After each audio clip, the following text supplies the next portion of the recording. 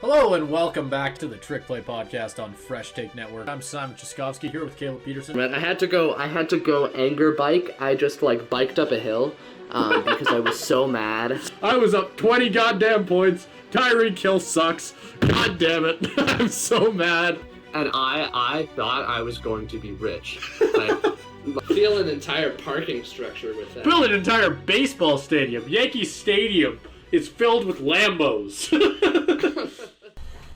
Hello and welcome back to the Trick Play Podcast on the Fresh Take Network. I'm Simon Chaskovsky here with Caleb Peterson, and shortly we'll be breaking down all the sports-related news, rumors, and drama that you will want to hear about. Starting off in the NFL, we'll be talking about the Broncos benching Russell Wilson and expecting to cut him after the season. Then we'll go into the Hall of Fame finalists that were announced and how the Jets are planning to bring back both Douglas and Saleh for 2024. Then moving into the NHL, we'll be talking about Canada, or more who could be on Canada's roster in the 2025 international tournament. Then we'll move into the NBA and talk about the Heat retiring both Michael Jordan and Russell's numbers. So we'll talk about that a little bit, and then we'll move into the MLB, maybe talk a bit about the Blue Jays and their offseason, how it's going for them, and how every Blue Jays fan is depressed as hell about not getting Ohtani. Make sure to check us out on YouTube, Fresh Take Network, TikTok, Instagram, and Twitter, as we have new content coming out every single week on each and every one of those platforms. And not on Twitter, it's on X. Simon, edit the script. Caleb, are you ready to get into it? That's not the right Absolutely. thing. There you go. We did it. That's yeah. All right. Perhaps the biggest news in NFL circles as of recently has been around Russell Wilson. And now I feel like I have a particular qualifications to talk about this, with Russell Wilson being my favorite player for 10 years before it was traded to the Broncos when I fell to my knees. Favorite, and you hated him. Yeah. I fell to my knees and screamed out loud in a high school parking lot when I learned the news that he was traded. So I have pretty high emotional investment in this. But obviously, as a Seahawks fan, I can kind of finally... I mean, we already kind of knew that this trade was a huge win for the Seahawks as of last season, with the quality players and picks that they got, with the Broncos doing significantly worse than everyone thought they did, and Russell Wilson kind of combusting in front of everyone's eyes. But this has finally come to a head, as Russell Wilson, with 2 games left in the season, with the Broncos still, as likely as unlikely as it may be, still in the playoff race, they bench him for Jarrett Stidham and are expected to cut him after the season is over. The guy who, for 10 seconds in 2019, people thought was going to replace Tom Brady on the New England Patriots. But which never happened. Which never happened. Simon, what do you think about this just in general? What it means for the Broncos, what it means for the Seahawks, what it means for this trade, and where it ranks among the worst in NFL history potentially? Well, if we're talking, I think that's a lot of different things. I think the trade, that was quite a few different questions. I think the trade. There's a lot to talk about. My opinion on the trade has actually. I was one of the few Seahawks fans, I think, even at the time, that didn't hate it. But that's only because I don't know. I like the fact that we were getting a lot of picks back, which worked out in our favor in the end. I mean, I was holding out hope that. I think I was looking in the wrong direction. I was hoping Drew Lock would be good for us. In my head, which again shows that I was still off. I'm still willing to fully admit that I was still wrong. I thought that he was going to be the one that would work out better for us, and maybe I was thinking at the time that he just needed a better system. Geno was the one that actually worked out. Who the hell would have guessed that one though? Nobody. Yeah, nobody could have saw that coming. So. The draft picks is where we really capitalized. People can talk all you want about Geno being as good as he was, but that's what won the trade. Noah Fant, I was hoping he'd be good for us, but he ended up just being eh. He hasn't been amazing. He's been good. He's been what we should have expected him to be, is probably the best way to put it. He's been a good tight end, but it's not like we've been... He will show up from time to time, but he's not a game breaker. Yeah, that's a really good way to put it, actually. That... We got. I don't have the trade right in front of me. I should see if I can. So we got. I can probably pull it from memory. So we got the round 1 pick last year, which turned into Charles Cross. We got round 2 pick that year as well, I believe, which was Boye Mafe. We have the Witherspoon pick, obviously. We got Devin Witherspoon, which was probably the most exciting part of the trade. We got Tyreek Smith was like a 5th-round pick. We got Noah Fant, Drew Lock, Shelby Harris, and then maybe another pick thrown in there that turned into somebody that I can't get off the top of my head right now. But those are the main pieces, and obviously. Oh, I have it written. Obviously, acquired. Okay. See how accurate I was. Oh, I don't have who they got with the picks. What I have, I can probably tell you that. I could probably tell you 2 that first-round picks, 2 second selections, Drew Lock. It doesn't have anything else actually, which is weird because you're totally right on the Noah Fant, Shelby Harris, because I remember Shelby Harris. Yeah. Yeah, I think Seattle might have traded that second rounder, that second one, because they got Boye Mafe with one of them, but I don't think they would have gotten anybody else with the other one. Okay. I might. Well, whatever it was, it doesn't really matter. Seattle won the trade by a hefty margin, taking out whoever we missed. Yeah. Like it's. And the big pieces, I'm gonna look it up because it's gonna drive me crazy if I don't get this right. But the big pieces of it are Charles Cross, Boye Mafe, Devin Witherspoon, Drew Lock, and obviously with how Russell Wilson. Okay. Obviously, with how Russell Wilson has played, in the last 2 seasons, and how Charles Cross is becoming a franchise left tackle who has played sneakily well, Devin Witherspoon should win Defensive Rookie of the Year, and Boye Mafe has 9 sacks this season. Do people not understand how good Boye Mafe has been? 9 sacks this season, is in one of the top edge rushers in his sophomore season, which is fantastic. Derek Hall was the other one. Who was their 2nd-round pick from this year. He hasn't done much yet, but that's, again, it's his rookie year. Who knows what will happen? Yeah. But so those are the big pieces. It's obvious to say that the Seahawks won the trade. Oh, really? I don't think it's one of the worst. I don't think it's one of the worst in NFL history. I think there's a lot more, like the Herschel Walker trade. I think you also have to see how Cross and Witherspoon and Mafe develop for the rest of their careers. If they can keep up the success that they've had, then we'll be able to truly say, like, if Seattle starts winning and gets to the Super Bowl with Cross and Witherspoon as like blue chip players, then you can say it's comparable to like the Herschel Walker trade in terms of building a potential multiple Super Bowl winner for the Seahawks, because that's what the Herschel Walker trade did. And until that does that for Seattle, then it's not the worst in NFL history, like I've seen some people say. But it's still obviously not piece great. For piece, though, it's pretty bad. Especially out of... It's pretty bad. Yeah. Like, it's not good. I think the biggest thing that made this trade bad was last year. Because Russell Wilson, I'll transition into the point I wanted to get to next with this. Russell Wilson, obviously, first year was terrible, and that's part of why this trade was so bad. If it was just Russell Wilson for Charles Cross, Boye Mafe, it's like, okay, that's pretty bad, but you can sink that, and you'd probably be fine. But adding Witherspoon in that too, I think that is what makes this trade huge, and it's because Denver was so bad in that second season that they got that 5th pick. Because remember, when this trade was made, people assumed the Broncos were going to be Super Bowl contenders, so people assumed that 1st-round pick they were giving to Seattle in the next year was going to be like 25, 26, 27, in that kind of range. But it ended up being 5. That's where the biggest value in this trade, more than anything, comes from. So that's the bad part of this trade. But I think what the conversation kind of ignores is Russell Wilson has not played bad this year. He has been a decent middle-of-the-road quarterback this year who just got paid way too much money. And I don't know what your opinions are of just looking at Russell Wilson, the quarterback now, but I think he does get a little bit too much hate. No, I agree with you. Like, this year he has had a pretty damn good year. I think, or at least compared to last year. He's obviously still making too much money. There's no argument on that. But,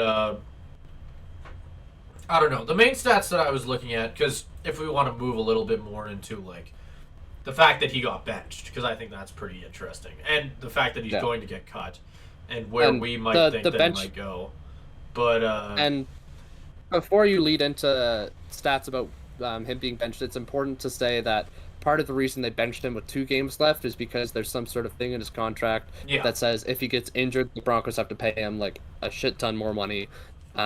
So that's why they're doing it now. So Yeah. I'll let you go into the Well, stats with that in I mean, mind. there's even stats kind of backing up why they did it, because they're still technically alive in the AFC playoff race with a 7-8 record, but they do not control their Yeah. own destiny. For one, they've gone Yeah. 1-3 over the last 4 games with Wilson's play not being great. He's thrown 6 touchdowns and 4 picks. Yeah. And I mean, the biggest thing is the Patriots game that just happened because a lot of those, I mean, the Broncos had their hot streak. They won 5 in a row, and Russ was playing great. He beat some great teams like the Bills and the Chiefs. But it's that Patriots game that just happened on Christmas Eve. That's probably the final nail in the coffin, where it's kind of what we've seen from him all year on this Broncos team, where he's just he's not the difference maker he was with the Seahawks. He's turned into a game manager, almost like he was at the start of his career with the Seahawks. He isn't transcendent Russell anymore. He's not going to be the MVP level of player that he was. He's kind of just a game manager. I think he's pretty good at it, but he's not going to push you to win football teams against a team that has a sneaky good defense like the Patriots. But it's not. But the question of it's like, is that going to be any worse than what Jarrett Stidham's going to give you? I don't know. And it is very Any telling. The worse? injury thing aside, Any worse? I don't- No. I- Any I- better? Yes. yeah, he obviously he's going to be better than what Jarrett Stidham's going to give. Like I don't have any faith in that. That's kind of what I meant to say. But yeah. in when you're looking, it says a lot, I think, about where they were at with Russell, to bench him for 2 potentially very important games when they know they're going to get better quarterback play out of him. Just in terms of how fed up organizationally they are with him. Because I don't know if you've heard this, Simon, but Russell has known this is coming for a long time. Back in Denver's bye week, before they beat the Bills, they told him that if his play didn't instantly improve, they were going to bench him. So he's known that this is coming for a long time. When was their bye week again?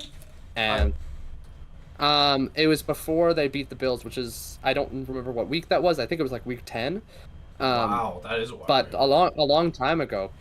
A long time ago. So he's known that this is, and I think that honestly speaks to his character and his determination to be able to play with knowing that the axe is basically behind him the entire time. And all it took was this one performance for them to just say, pull the plug on it. Which I think honestly sucks for him. Yeah. I think he needed a reset. He's having a good year, don't get me wrong, but this hasn't been working. Like, nobody can really sit here and you can't sit here and tell me that this has been working at all. I am more curious on where you think that he could go. Because obviously he's getting cut. He's controlling his own future here. Yeah.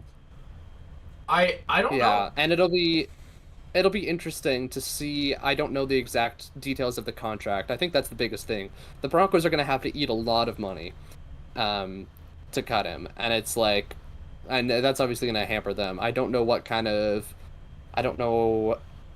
money he'd be looking for out in the free agent market. That's probably going to alter some things. But I think a couple things in terms of his next destination. I think number one, I think you're right that this wasn't working in Denver. And I think he will be even better than he was this year, just because he doesn't have to have the pressure of the trade anymore. That's the big thing. He doesn't have to have the pressure of the trade, doesn't have to have the pressure of the contract.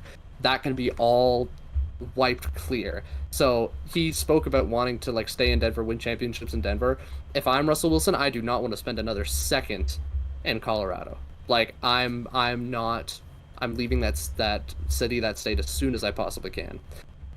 Because of just all the pressure and expectations that have been forced on him, because he's been the butt of a joke for the last 2 years, and that cannot be good for any quarterback's confidence. I think he's not going to be that level ever again. I think one thing in Seattle. and this is just popping up in my own head, just right now. I'm curious how, because the one thing that I've heard constantly about this draft class is how good the QBs are across the board, really good quarterbacks. I wonder how much that's going to affect maybe a potentially worse team on wanting to give him a lot of money especially if they have a lower draft pick and have a chance at one of those quarterbacks. I'm curious how Yeah. that might impact things as well. I think there's a lot of factors Yeah. to consider. Yeah, I don't think these. I mean, with the amount of young quarterbacks there are, there's still going to be some teams that are going to take him on as a potential starter. I don't think he's going to be a backup. I think someone is going to give him a starting job by the end of I this cannot imagine offseason. him backing up. That'd be so No, weird. I can't. Like, I can't. he's in a world where, like, and this is not an insult on Josh Dobbs, but like prior to the season, in a world where Josh Dobbs is starting, and I don't know, to name a few, like, I can't even think of any others off the top of my head. Zach Wilson, I guess Joe Flacco. Yeah. A although he's lot of been it is good. with injuries. Yeah. Yeah, like in a world where all of those players are capable of starting in an NFL game, and you're telling me Russell Wilson has to sit on a bench somewhere, I don't know, man. That feels very weird. It's not too I bad. wasn't even thinking about him being a backup. I think that he totally could go somewhere else and start. Like, I think a team like Yeah. I mean, the Raiders, they have a couple of QBs at this point because they have Jimmy. How long is Jimmy G there for? Jimmy G is not seeing another snap with the Las Vegas Raiders. Okay, well, There is no I- way. I There could is no see- way. There's no way in hell. There's no way in hell. I could see him potentially. They've already playing benched him the for Aiden Raiders. O'Connell. Yeah, that's what I was gonna There's say. no way. There's no way. No. If you bring back Jimmy G and the Raiders, fire everybody. Fire everybody. I'm Jimmy G saying should that not I start think another that, game in the I NFL. was not suggesting that. I was saying that Russ could slide in there as a different veteran. Okay. That's what I was Okay. suggesting. I did not mean that Jimmy G was gonna come back. I was asking what his hear contract any Jimmy was G like. praise. I was asking about his Jimmy G's contract and how long he was with the Raiders because I think that would impact whether they'd want to sign another veteran QB. But I mean, off the top of my head, other than that, what other spots would potentially be open? Maybe the Browns.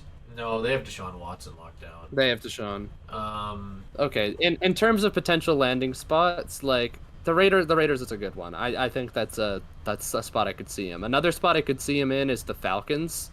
how good is Ritter? The Falcons, not great. They benched him again. He's been benched twice. Okay. Well, then, yeah, that's one I so- could see. He is not the future. It'll be Russell coming in. If Arthur Smith survives another year, that's a terrible mistake. So it's probably Russ with a new coach, which probably is good for him. You got the Bucks could be a And potential a lot of option. weapons. I actually really like the idea of the Falcons because Yes, the Falcons would be that'd fantastic. be really, really. I think that would work really well for him too. Like, Yeah, he, the for the only- first the only time thing in his with- career since like, I don't know, Marshawn Lynch. I don't consider Javonte Williams to be a good or an incredible running back. He's gonna have an elite running back to work with. He'll have Drake London's a pretty good wide receiver. You'll have Kyle Pitts as a pretty easy backup plan if he ever gets more than a certain amount of catches. Darn you, Arthur Smith. Yeah. He's gonna have a lot of weapons in that offense, and who knows, they could even bring in more in the offseason. Because that, if they go and get Russell, that'd be a win now move. I think that'd be them putting all of their eggs into the season, whether you want to, because they're in a position where they don't need to win now, which is kind of my only argument against them. Just because I almost feel like you'd rather go young QB because your running back, your star running back's young, your star wide receiver's young, your star tight end's young, everybody's young. You don't need to go out and sign a veteran right now, right? So that's the only reason I kind of disagree on the Falcons. Not that they'd be a bad team or not that I don't think it'd be a good fit. More just the fact that I don't know what's necessarily in it for the Falcons. You'd just be rushing and all just to take a risk on a guy who hasn't been incredible for the last 2 years. Yeah, I think their thing is like they're in a weird spot in the draft right now. Right now they sit at number 10. The top three, Caleb Williams and Drake May are going to be the top two. Then you've got Jaden Daniels won the Heisman. He's going to be up there as well. Those three are all going to be probably gone by the time that the Falcons pick, and then the next QBs are a pretty definitive tier down. because you've got Bo Nix, Michael Penix, and J.J. McCarthy from Michigan. Like, those guys are all kind of late first-round picks. If you're the Falcons, are you taking a shot there with at number 10 to reach on one of those guys? I don't know. You could reach. So maybe they want to take. Yeah, they could do a lot of stuff, but they are in a place. That's where a better point. That makes me more confident quarterback- about Russ going there. Actually. Yeah, it could happen, but I also agree with you up. in terms of a young quarterback. I think is better for them. Yeah. It'll be interesting. They've got if we're looking at other potential teams, you can cross like Commanders, Patriots would be interesting fits, but they're probably going to draft a young quarterback. I could see terrible. Oh, lovely. He's Okay. been benched. Oh, okay. This should show how much I've watched, how much time I've had. Yeah. I've just for context, I'm busy. Move on. Yeah. I don't know how attached the Saints are to Derek Carr. That could be another one I'd see. That's another one where I right. think you just need to look at the contract. Yeah. Although the idea of him, Russ and Sean Payton basically swapping is that would be somewhat kind of funny. But I don't know. Although for the Saints, the Russell Wilson thing is kind of that seems like their kind of thing because they've been making lateral moves like that for a long time. That's Anyways, true, I guess. Raiders we've talked about. I don't know what Kirk Cousins' situation is like in Minnesota. That could be an interesting I was gonna one. say that one, but it sounded like Kirk was coming back because Jefferson wanted him back, and that makes me fairly confident that. Yeah. If your star wide receiver says that he wants you to keep your quarterback, you're not gonna trade your quarterback, right? Like you're gonna bring back Kirk, especially. I don't know how much Kirk would cost. Is he's on a contract for a while, isn't he? Or is he a free agent? No, he's a free agent. He's a free agent. Well, coming off an Achilles injury, I'm assuming his price wouldn't be too crazy. I'm assuming they're just going to bring him back. He also They'll probably was pretty bring him good. back. He was also he was pretty very good. He was very before good. He got I think hurt. his price will be higher than you think, even with the injury, because Okay. he was very good. But I don't know where I could see him coming back. A lot of this is very up in terms of where Russ goes. It's very up in the air. Yeah. Just because we don't know who people have drafted, we don't know what free agency is going to be like. We don't know what the coaching situation is going to be like for a lot of these teams. A lot of these teams are going to fire their coaches. What do you think on like a Patriots? Well, the Patriots are probably just going to draft somebody. That's where I'm. That's more for me looking at going. this. They don't have a quarterback, and Russ in a Patriots jersey would make me want to jump off a bridge. Yeah, it would. I saw a jersey swap of that recently. Did you actually? It made me. Oh. It made me physically ill. Yeah. Yeah. That was pretty awful. What's another team that's kind of like that? Like in division, imagine him on like Arizona for some reason. Although Kyler's paid for a while, I guess. Kyler's. Thankfully, all the people in division have quarterbacks. Like, if he ever pulls a Richard Sherman and goes to the Niners, like, that's when I'm actually gonna jump off a bridge. Oh but my it's not God. gonna happen. So That'd be so gross. they've Goes got, to the they've got Rams. Purdy. Stafford doesn't Yeah, come back it's not next gonna year. happen. Goes to the Rams. Holy crap! It's not gonna happen. Hell would But- rain. Yeah. Ugh. So I'll What's I a can couple end other? this. Well, I was can- gonna you know, say I wanted to add on one more question actually, because I think this is Okay. the next step in this entire thing. What do you think's next for the Broncos? Okay. For the Broncos, I think it's interesting because Sean Payton has kind of crashed and burned. Honestly, one of Sean Payton's primary jobs when he was brought into this Broncos team was to revive Russell Wilson. Now, I'm not saying he can't have success past that because obviously he can. But this has been a disaster of a season, and he kind of did, but not to the point where they got what they were expecting. Level. Yeah, he revived him in the same way that he kind of, if you want to look at it like this, kind of revived Drew Brees after he couldn't throw anymore past 25 years. Yeah. Like, But the other thing is though, sure, he maybe brought him back. I don't know how much of it was Russell, how much of it was Sean Payton. We'll never know in terms of getting him back up to speed. But you can also tell that Sean Payton did not trust Russell Wilson like from the jump.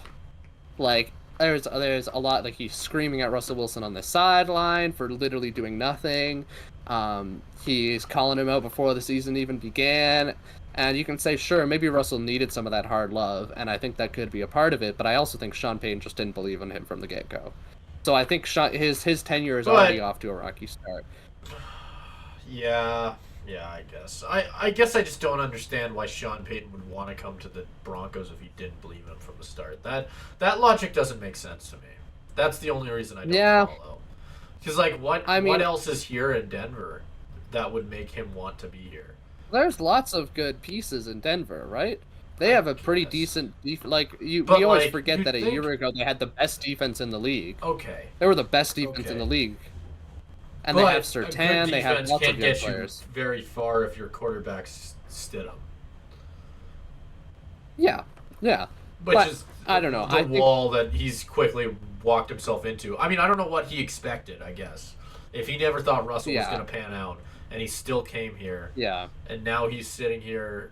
Let's say he saw this entire thing coming, and now Stidham's his quarterback, and they're 7-8. Their pick's not going to be anything crazy. They might be a team that I could definitely see one of those later first round picks you were talking about landing on. If they even have their first. Do they have their first this year? They do, right? The Broncos, yep, they do. They Okay. do. Well, then Yeah. that's one I could potentially see them. I could see them landing probably around 20 with that 7-8 record, maybe a little bit higher than that, like maybe mid 15, 16 area. I could see them either trading back or like maybe reaching on a QB. They're at 14 now. Yeah. Like, do you think it'd be out of the picture for them to reach and try and grab? No. No. Not from there. The other thing is that I'm not the biggest draft guy. Like I follow the draft closer than a lot of people, I think, but not to the standard of a lot of actual people who watch like tape and stuff. But a trend that I've noticed is that quarterbacks in the draft process from February to April, where the Super Bowl is over and the focus is on the draft, quarterbacks rise because people need quarterbacks. You look at mock drafts now, they're not going to be the same, and people are going to start having players like Bo Nix, Michael Penix, JJ McCarthy. They're going to start creeping into the team. That's the thing, because you hear. I feel like I've even heard a lot of things from a lot of different people about like players like. Was Bo Nix one of the later ones? I feel like I hear his name a lot. Like Jaden Daniels was the other one where like one of those names where like they're a guy who you're saying late first round pick. I've heard people say like higher mid first round pick for Jaden Daniels. I say high. Jaden Daniels is high at this point. Yeah, like I've heard a lot of those later quarterbacks you mentioned talked about as like a mid to first, but that's coming from my very casual draft knowledge on this draft class. I'll learn more in the offseason. I mean that always solidifies when we A, know draft order, and B, people start getting more into the scouting and hearing more from the teams as to what the rumors of what they want to do, what they don't want to do, that kind of thing. But either way, like I think the Broncos, if we're going back to the future of the Broncos, I think young quarterback's probably the only way they can go, or just trying to ride out the year with some backup level player, because the Rust contract is going to hamper them bad for the rest of, because they're going to have to get a lot of guaranteed money. That's going to take up a lot of their cap space, and they're going to be prevented from doing a lot. So they're going to have to invest in rookies. They're not going to have a lot of choice. Yeah, I'd almost argue one that of you the just least appealing teams to watch in the next few years, just because they're honestly just because of this Russell Wilson. I'm cap very. They I was about working to with a lot say. less than I wonder what the cut's gonna look like for Russ. Where like, is that just them paying it off like he's here? Like, what does that necessarily? I don't know how cutting in the NFL works. Like, because I mean, NHL, MLB, you always hear about them just basically like spreading it across like 40 years in some case. Like, I think of it's not going to be like that. DiPietro. I forget how to say his name. I should remember how to say his name. Whatever. So let's You know who I'm talking about. let's get Islanders goalie some given 20-year contract. Like similar things to that level. Okay, so this is what I'm getting from just looking up the cap numbers. If they designate, if they release him before March 17th, which they would, he'd have a cap hit of $85 million. and that could be spread out over 2 years, 34 million in 2024 and almost 50 million in 2025.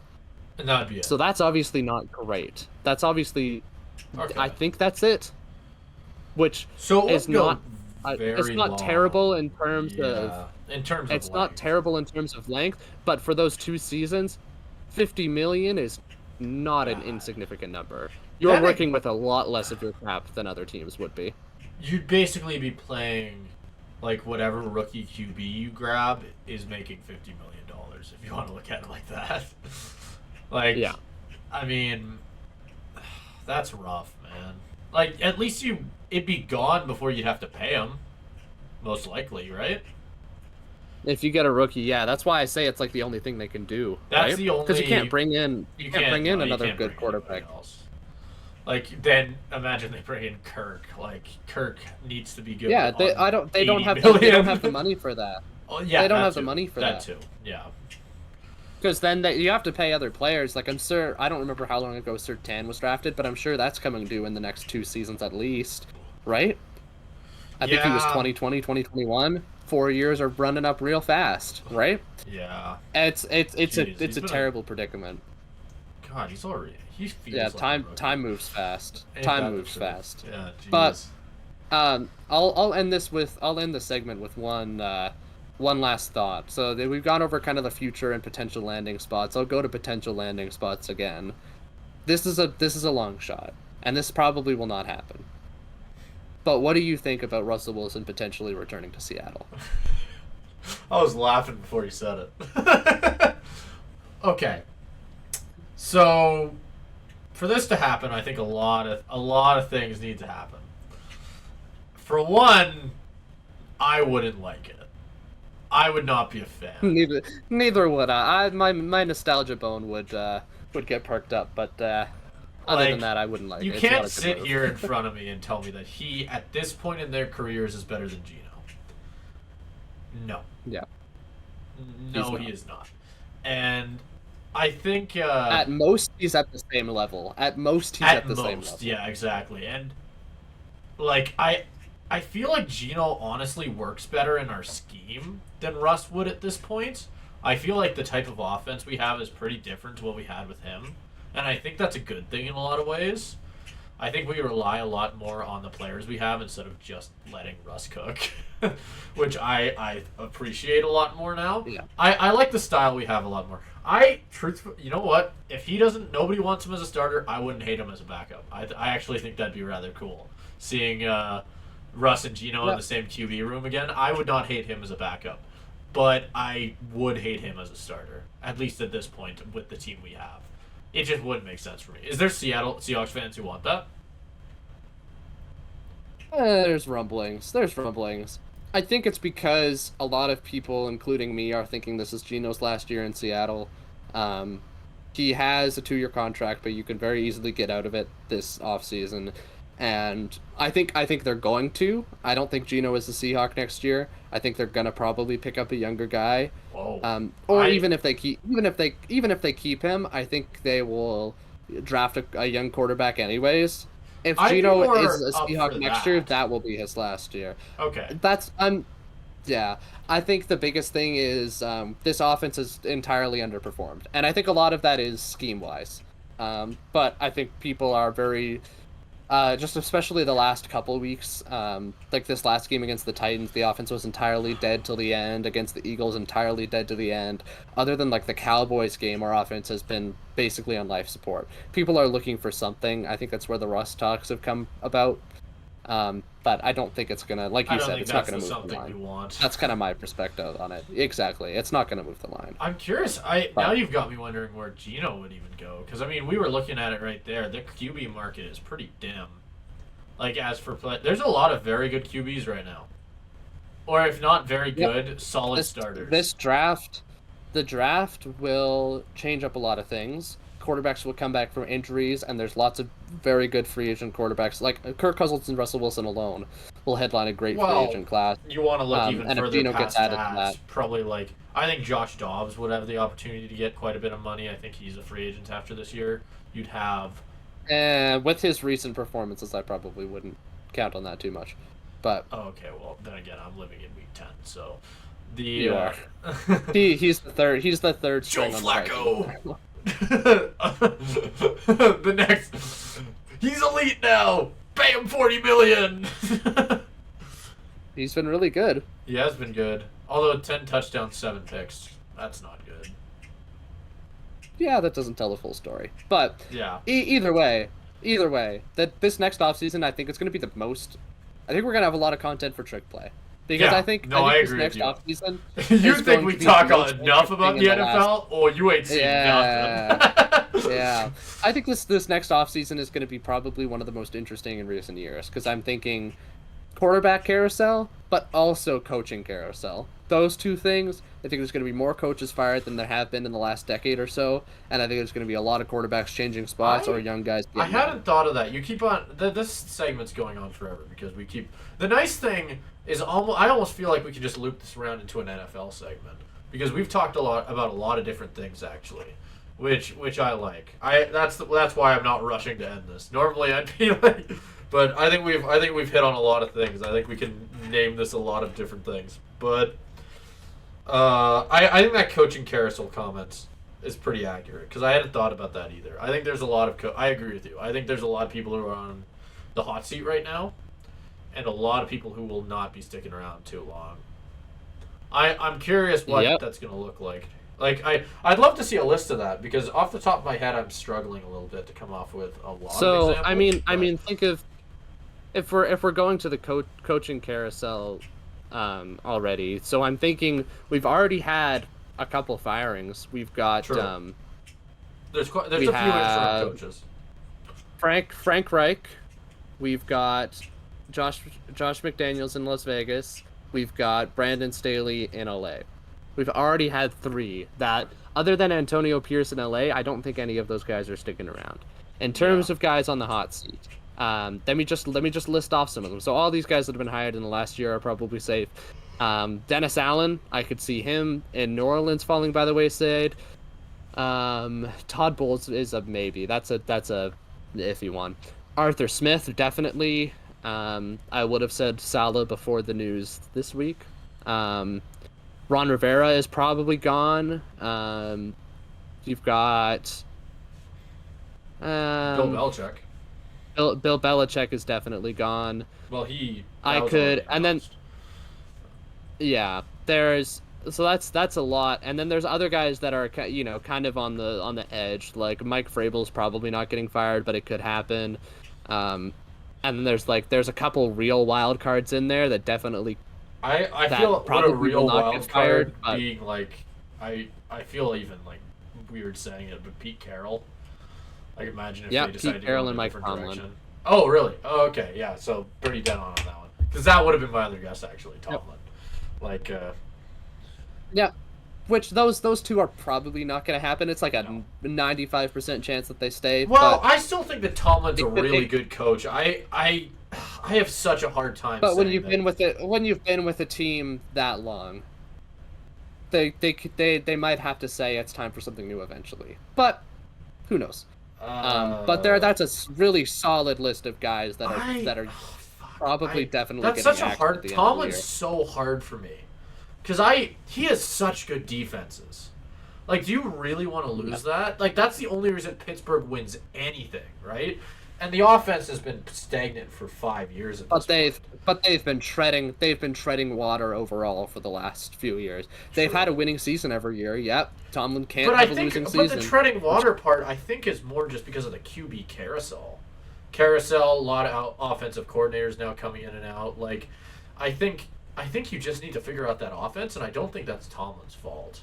I think you just need to do something. If you want to try something new, I feel like the offense is the thing you have to try new. You're losing out on a really, I think, too good of a defense if you get rid of Tomlin. That'd be my logic. But then again, I can see. They will, and I think the same argument can be made for Pete too, right? Like that's why I don't think Tomlin's getting fired exactly to your point, and I don't think Pete will either. Not because of his defense, because Pete Carroll's defense has not been great the last few years, but just because of the culture he creates. People want to come to Seattle because Pete Carroll is such a fantastic coach and creates such a great locker room culture. Like there has been stories out there of how many players want to play for Pete Carroll. That's why a lot of people come back. Like Bobby Wagner coming back is because of Pete Carroll. So that those two, like, there's a reason those two guys are Russell among the Wilson all-time coming greats at back this is point. because of Pete Carroll. Yeah. there's a chance we could Us say trading that. There's a Geno chance we Smith could say for a that. 7th-round pick and bringing in Russell Wilson and then going 0-16 is because of Pete Carroll. Can't wait. But yeah, no, like those two guys probably aren't getting axed. But to wrap up that kind of point, it'll be a lot of Was open there any other jobs, a NFL lot things of we wanted to vacancy. hit on? I can't remember. Did we have another NFL one? I mean, we had the Hall of Fame stuff. I don't know if we want to talk that's about too if we long. want to like add in the Jets as just an addendum to this segment. Do you want to get a couple minutes off on that? Sure. Just yeah, to let's do it. because it's kind of related to what we were talking So- about. So Just for I context, didn't I mention actually Salah. every podcast that I want to talk about or how we do this to explain why there's a lot of times that we talk about things in the intro and then never hit on it. It's because we record the intro first, and there has been a lot of times where we'll come up with this list generally over the week, where Caleb has he'll grab stuff off the score, I'll put things in my noggin. Oh, this week it's all Caleb. I didn't have any time. I've been working. Anybody around Alberta and maybe you know a bit about junior hockey, might know what the Circle K Classic or the Max Midget tournament is. I've been working for them, so I've been very busy this week. So I haven't had time to do that. This is all Caleb. But yeah, usually we just run out of time if we don't talk about something to explain that. Behind the scenes, we don't know what we're doing. yeah, we should probably do the intro last. I've had From that now on, thought eh? so many times. I'm just thinking that we Really? should do that now. I think we should. The only reason that we're gonna continue to go into the behind the scenes shit. The only reason I don't like the idea of it is the fact that I'm doing it and I know that by the end I'm so low energy. Like usually by the end of the podcast. Oh, wow. And what do you say? Oh well. You can I can pull take something out a of my shot of ass something. that's, You can take a shot of something caffeinated and muster up energy for 30 seconds at a time. That's true. I could do that. Yeah. It's not a bad idea. Whatever. Next week. Look at us go. Next Behind week, this behind this the week scenes we also podcast. just I won't even get into how scuffed of a setup we're working with this week for about because I left my computer charger at an arena. It's been a week, but that's okay. It's been lovely. I'll probably Play talk about it marches a on. bit during the outro because I have a pretty cool shout out, at least for my standards. But the we'll get into that later. Anyway, Jets bringing back Salah and Douglas. Yeah, Yeah. we'll touch on that real quick. So I can give the argument against keeping them. So I because we kind of talked about We this a little did, bit that's before, right, and yeah. you said you weren't really surprised, and I can not. see that. No. There's the argument to be made that it was a wasted year as soon 4 plays in, but you have to take into consideration how long Robert Saleh and Joe Douglas have been doing this, and I think there's different arguments against each. I think Saleh has been a decent to good coach this whole time, Yeah. but he has also not had a successful team. He's built a good defense, which you could argue He's he not was had there a to good do. offense. I think is the more thing yeah. that's been hard. He is It's almost he like is a defensive coach. yeah. He is a defensive coach. But yeah, he has not had a successful team his entire tenure, and he's been there for a little while now. He's been there since how long is that? 2021. So he's 3 2021. So that's about 3 years, which Yeah. about is normally as long as a coach gets. Which The I think thing is what people are talking usually about. when you hear a coach get fired after 3 years, it's usually for a lot of reasons. And I feel like the only one you really have on Salah is the lack of success. But I feel like the lack of success, especially this year was going to be his successful year. Aaron Rodgers doesn't get hurt, we're not having this conversation. They would have been a lot better. I don't think that's much of an argument because just solely with how good their defense was, A-Rod would have at the very least had a decent offense. Like, let's say A-Rod was worse, like significantly worse. He became an average QB. That's still a lot better than what they had this year. And I think they would have probably been a playoff team, if not close. And I think we would be having this Yeah. conversation. I think that's true, but I also think You have to look at, and now this is up in the air as to whether you think this is important or not. But I think just the whole way that this situation has been handled, a lot of this is on Joe Douglas too, but the Jets just didn't have a backup plan after Rodgers went down.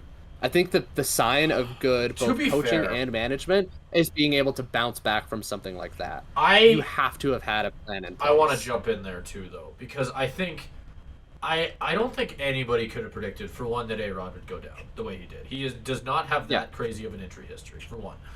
Going into this year, would you have said that Zach Wilson is a below-average skilled backup quarterback? Absolutely. Absolutely? Really? Okay. So that's not what I was expecting. Because in my opinion, before this year, I think Zach Wilson, while he's still young, I think that most people would have said that the there's still potential is that, potential, but potential isn't play. Yeah. Like, yeah, he has great potential and he flashes that. But and do you we talked really about that on do you the blame podcast. Douglas and Saleh for not having someone other than Zach Wilson on the roster? Really? Absolutely. Okay. Yes. I'd like to hear the logic behind that. This is probably their biggest. Yeah, this is. I mean, this is a point that's been made again. The NFL podcast I listen to a lot is Around the NFL. Dan Hansis is on there. He's a Jets fan. He made this point a bunch, and it's something I really agree with. You have to look at the greater NFL, because in the NFL, this has been the year of the starting quarterback getting injured and the backup coming in and preserving a season. You had Josh Dobbs in Arizona, and Minnesota, and up until recently played great. You had, and other quarterbacks in Minnesota have played relatively well. Nick Mullins, even though he's thrown lots of interceptions, has kept them in games. You look at places like Cincinnati, Jake Browning, who, other than this last game against the Steelers, has kept them afloat. You look at a team like, even the team that the Bengals just played, Pittsburgh. Mason Rudolph is looking fantastic. There was another example I had. You can go all over the league with this, right? You've got, I'm thinking of other ones, like even Baker Mayfield. People didn't expect him to be good. You've got, even like, this is kind of more of a fluke story, but Tommy DeVito. But then the big one, especially when it comes to the Jets, is Joe Flacco. As of recently, yeah, that's a good point. You've got Joe Flacco in the building. They had him in the building. That's a very good point. He was their backup quarterback last year, and they decided they'd rather stick with the duo of Zach Wilson and Trevor Siemian and Tim Boyle.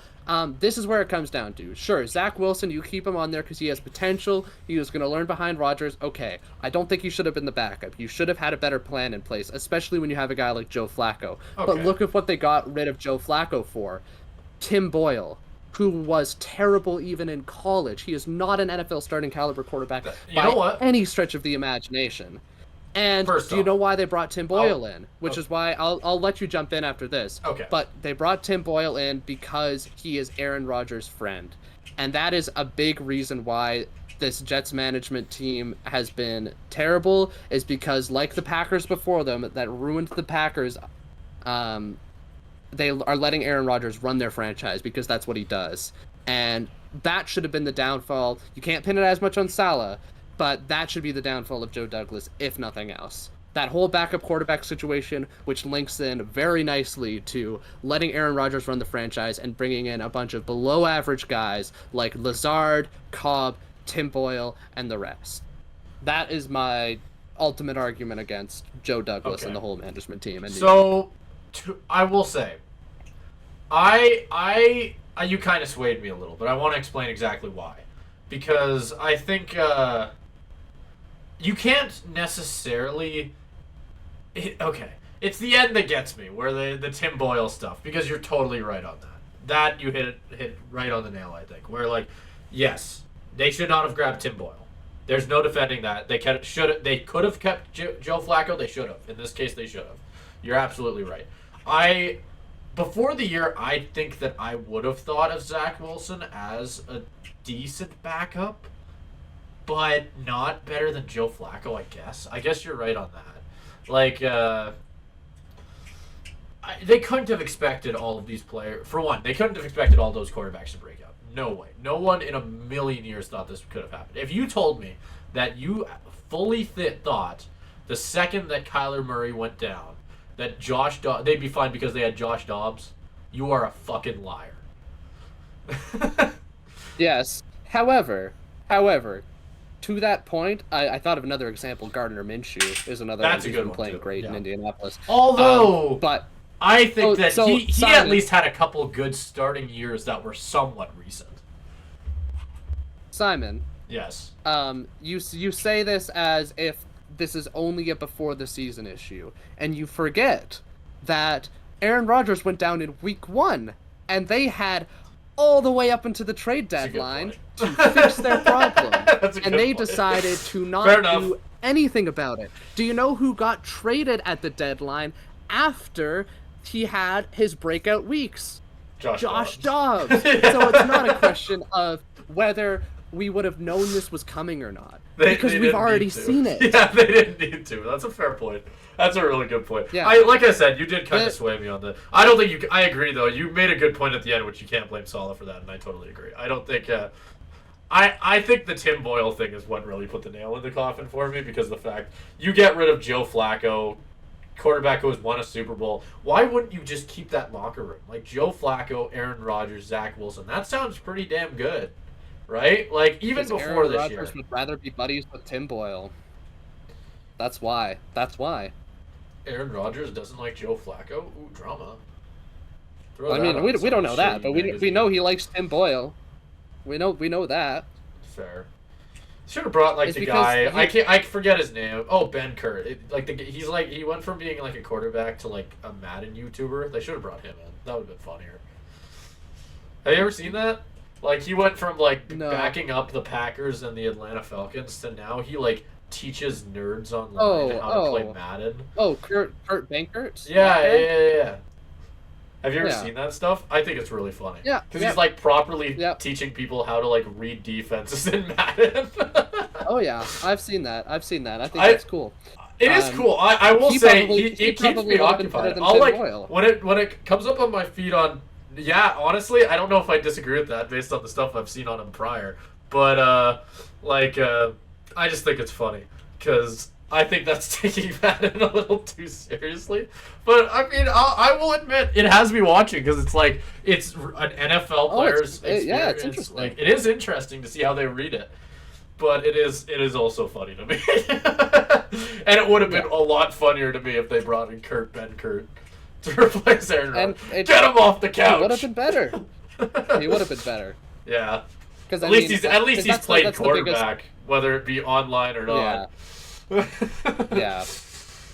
And I mean, to kind of wrap up the Jet stuff, like, it's the reason that I think I think Jets fans have to be disappointed that they're not firing Saleh and or Douglas. It's just because it's not because Aaron Rodgers went down.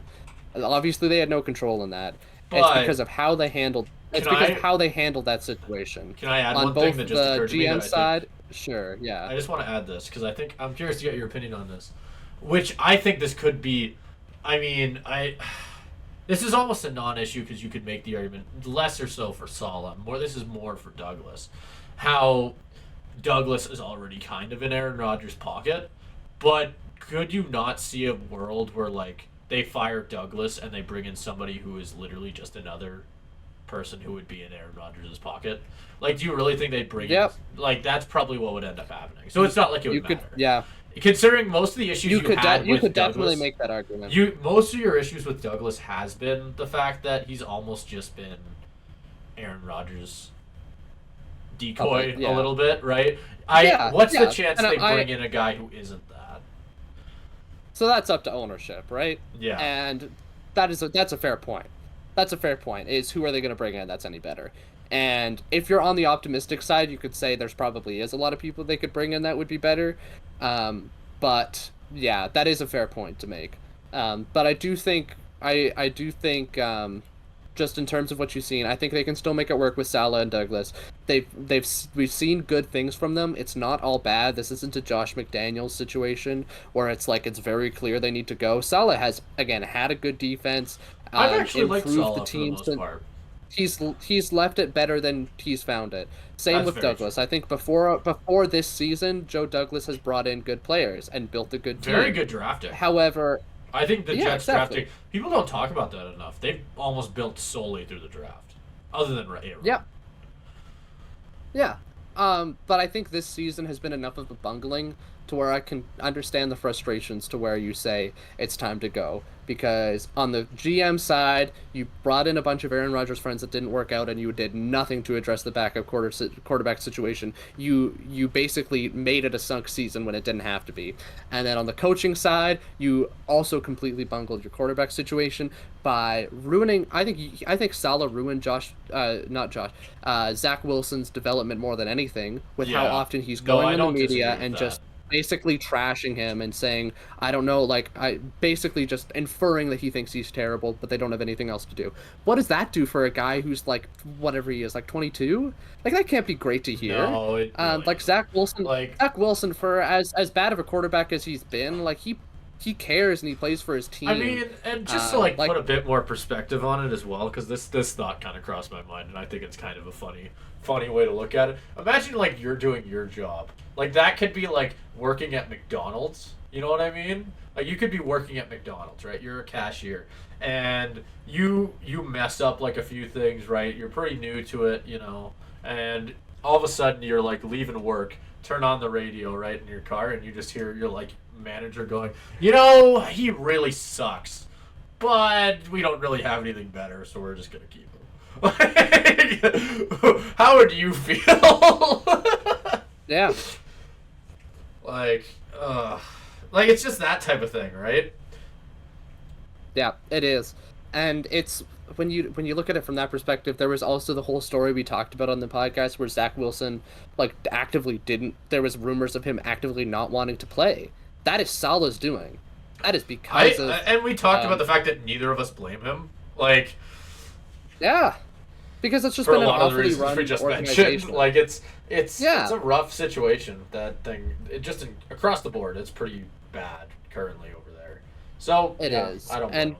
you have to I think that's kind of what the owner is realizing, and they're just trying to take this year as a kind of, you know, it's a mulligan, it's a whatever, you try again and you do it, you run it back with the same roster next year and the same coaches and the same everything, because you just try to I think they have the forget chance this to be year ever better happened. next year than they would have been this year. I think they have because they have a lot of young talent that I think will just get better. They're gonna hopefully. I don't know what their cap situation is gonna look like going into this next season, but You hopefully they you should also have have the to chance to remember that grab some Aaron people. Rodgers is still coming back from an Achilles injury. Yeah. As much as he thinks he's God, he's not. Yeah, but in this world, we were talking about a situation where he'd be coming back, potentially still playing hurt at the end of the year. I think an extra summer makes me feel a bit better about that. I mean, you literally It made does. the It comment does. about But there's on the there's other side to like the comment on how you think Kirk Cousins like paycheck yeah. is not going to get affected. I think I he'll be- kind of think he'll be. I think- He'll yeah. be fine. I think he'll be back and I think he'll be fine, but it's not a guarantee because he is older, and even if it's not an Achilles re-injury, it could be something else. And I don't have any faith in them to rebound after that, after what happened this season. And Yeah, it's no. just, If he goes down, and again, it's over. we also don't know if he's still up to the kind of level of play that we want, because now we haven't seen Aaron Rodgers play in a long time, and his last year with the Packers wasn't even spectacular. We've seen Jordan Love outplay him in Green Bay. Jordan Yeah. Love has had a better season this year than Aaron Rodgers did last year. So you put the Jets.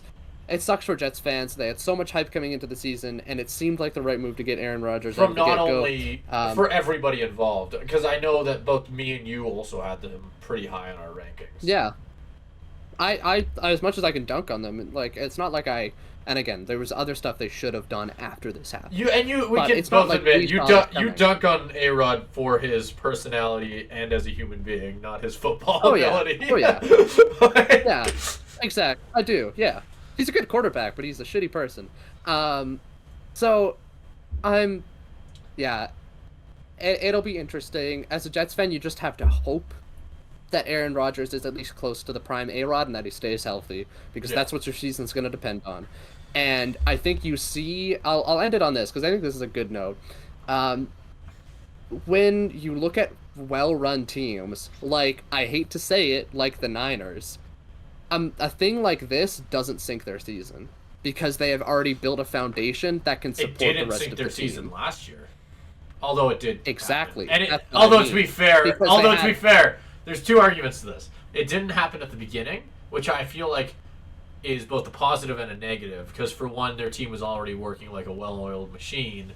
For one, and two, the fact that, and this is the negative, But- they're past the trade deadline, so they couldn't have picked anybody Yeah. up like the Jets could have. But they'd already built such a good foundation that even though it did happen later in the season, they were actually. I mean, the Brock Purdy is maybe an enigma, but I'm gonna make the It was- argument it though went that I think better. the 49ers system works a lot better. Where like a lot of field generals are just like system well, where QBs does can the be where filled does the in system where does the system come from? The coaches, there. right? Okay, fair That's enough. where the argument comes in. Fair enough. That's the kind of thing where you're looking at it and you say like you can put your hands in the air and say there's nothing they could have done, or you can actively try to fix it. Yep. And I think maybe I don't agree with it. I think it's fair to let it play, Yeah. but I think if this happens another year, then No, you I have don't to disagree look at with the that. system and No. actively do something about it. No, and I agree with that. Wait, if it happens next year, he's done. I want to say that while I think I agree with them keeping them, I do think he's on the hot seat. I think that you need success this year. Oh to yeah, stick around. absolutely. I feel like that's what you were kind of saying there, like that he'd be on the hot seat. I don't think that's controversial at all. He's absolutely on the hot seat. Yeah. Even he knows he is. He knew he was in the hot seat the second A-Rod went down, right? Like that's not a hard. That's not conversation. controversial. Yeah, that's not controversial at all. I think that I don't know. I think we can probably move on. We are 10 seconds under an hour. Well, there we go. Well, we fit 2 NFL segments in there, so it's Two or a double three. pack. I mean, we talked about 2 or 3, yeah. Russ, talked about Seattle, talked about Denver, although that all can be fit under one thing. Jets, Coaching carousel, drafts, all that QB God, situation. that's so many segments that I'm not gonna make because I don't have time. Oh, lovely. Okay, next segment, probably hockey. It's hockey, right? It's probably hockey. It's probably Yeah. hockey. It's probably hockey. Yep. Okay, so this took about 20 minutes to prep for, so we took a bit of a break, but we're back.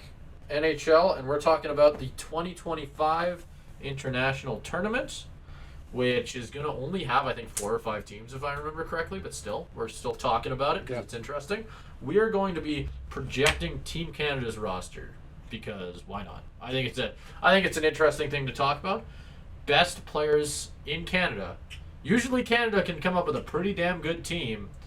This year, me and you, we were talking while we were both putting together our lineups, and we both had issues, I think in slightly different areas, but I think it's almost, you'll see what we mean. Well, we can just say that. I don't know how we want to start this. I don't know if we want to start straight at the top. We can go Maybe don't bury line the, by line. I was going to say, maybe don't bury the lead. We should start forwards, line 1. Yeah. So, okay, who do you have? you want me to just list them all off? Probably not player by player. For line 1, yeah. Just say Okay. who your line 1 is. So first, I want to explain it a little bit. Whenever these tournaments happen, and whenever we've had the Olympics, generally you don't see all of the best players on one line, which makes sense. From a line creating perspective, it makes sense. But then I started thinking, fuck it, we ball. So, with my hockey, with that quote in mind, my top line at left wing, Nathan McKinnon. Okay. At center, we have Connor McDavid. Sorry. Slipped. I nearly named the better Connor. My bad. That's my accident. And then at right wing, Connor Bedard.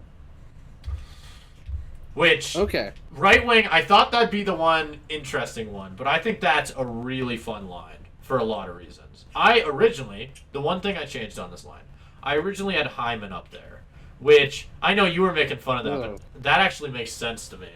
Because you're putting a sniper like Bedard. Bedard has a hell of a shot. You're putting sniper like Bedard, a puck carrier like McDavid, and somebody who's as good in front of the net as Hyman is, you're going to have a lot of success. I think that actually would be a really good line. But, as we said, fuck it, we ball, Nathan MacKinnon. So, that's my top line. I don't think you can, talent-wise, necessarily beat that 2025. Maybe you could. Bedard is the one kind of movable one, but you can't name two Canadian forwards probably better than Connor McDavid and Nathan MacKinnon right now. Yeah. I mean, okay, my top line is pretty similar. I have McDavid at center and Bedard at right wing, the same as you do. Oh wow, okay. I'm going with this angle. I'm going a little bit different with the left wing. I did not put McKinnon there. I didn't put Zach Hyman there. What I did instead is I gave McKinnon the opportunity to center his own line, so he's going to be on the second line for me. That's to be clear. I actually think that's what's going to end up happening. I don't think, especially because logically, you wouldn't want to waste two McKinnon and I'm going to get hate for this, but McKinnon and Connor McDavid are stylistically two very similar players in what makes them really good, which is their speed and athleticism, which you wouldn't want to waste on one line. I think it would make for really fun hockey. Because imagine McDavid and McKinnon on a rush. Oh boy. But past that, past the highlights, it wouldn't make a lot of sense. I'm just having fun here. Yeah, no, I do think that there's almost like a little bit of incentive for the NHL to kind of favor that, like the little bit of, because this 2025 international tournament isn't like, it's not the Olympics. They're not playing for gold. They're kind of just playing to showcase what international hockey looks like again. So I almost think you're right. You're right in saying that you're putting the three guys with the most highlights in hockey right now on one line. Yeah, I'm not saying it's not a good line. Yeah, but I'm saying like strategically they'll probably just do something like you said, where combination of Hyman in front of the net, McDavid playmaker, Bedard the sniper, like. Oh yeah, exactly. But that's probably more likely. You know how Ted Lasso had the "believe" thing on top of the door? Mine would just say "fuck it, we ball," and it would be it would be lovely. Yeah, exactly. But I do think they're probably like more incentivized than ever to go just like dream lineups over actual strategy, because of this is kind of a low stakes tournament. Which is why I haven't said who my left wing is yet. Okay. Because I think this line works the best as a combination of Canada's past, Canada's present, and Canada's future. I was hoping with Sidney Crosby on the left wing. When you didn't choose because McKinnon, I was really hoping you were going to say that because I really like that line. I think that is a fantastic line, and I think that I mean Crosby isn't like prime Crosby, but he's still really, really, really good. And I think that line will be fantastic, and I think it's just the best like story of a line. Oh, you know, God, it'd be so like good. that line headlining the tournament, fantastic.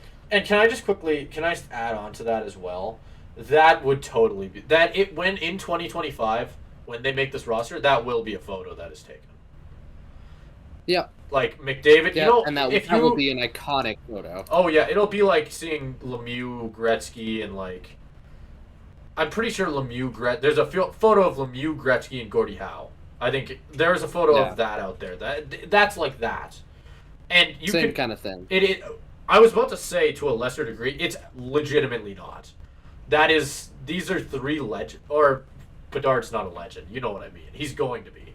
Like 20 years from now, that photo will be legendary, and I think to the same degree that we look at that Gretzky, Gordie Howe, Mario Lemieux, or at least a similar. I keep wanting to say that though, just because looking back on the history that Gordie Howe, Gretzky, and Lemieux had, I want to say that, but it's like you can make the argument that that's not going to be the case, and there will legitimately be an argument, because like the reason I've always said that I almost think that Lemieux's underrated now a little bit with like all time with how many good scorers have come around in the last couple of years. I fully think that Lemieux's one of the greatest scorers of all time, if not the best. I think that the only person Ovi had to beat, truly, like, sure, he has to beat that Gretzky record, but to be the best scorer, he would have needed to beat Lemieux. I think that's the more interesting thing to me. I think Lemieux's stylistically the best scorer of all time. I think Ovi's beat him now. I think Ovi's got him beat there. But I thought that for a long time. And Gordie Howe's Gordie Howe, Mr. Hockey. You can't beat that. And Gretzky's Gretzky. Those are two, which in 30 years we could be saying Bedard's Bedard, McDavid's McDavid, right? So that line's fun. I like that line a lot. Yep. What do you have for your second line? This one I don't think you're gonna like, because I have a lot of. Okay. Is there Oilers on there? There is one singular Oiler, and you could probably guess who. Okay. If I was talking lines that would work the best, I want to make it clear I would be swapping Hyman and McKinnon. I already said that. I already said Hyman would be on my top line, but I'd have McKinnon centering this, or maybe I'd have McKinnon on the left wing. No, I'd have him center.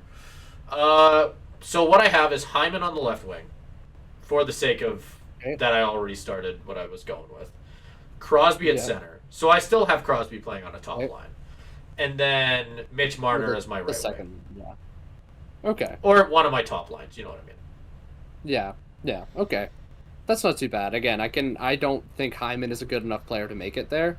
I don't think either, but he's like he has a skill that nobody else on this team has, which puts him a lot I guess. I don't know. I don't think that could have pushed him who over on this the team top. is better in front of the net? Like, I get your point. I just don't think... I think there are more he is all-around... the Joe Pavelski of this team, Caleb. Every team needs a Joe Pavelski. Jamie Benn, like that kind of player, and he's that. So I guess. I don't think it's worth leaving... There's so many talented players, I don't think it's worth leaving out one of them to put Zach Hyman on this team. He didn't make my lineup. Anyways, I feel like I'm putting him there again to highlight exactly what you just said. Taking away from maybe a more talented to bring in somebody who I actually like Hyman. I feel like we're dissing his skill. He's a skilled player, but there are a lot more skilled. But he's skilled at different things, and he's on the Oilers.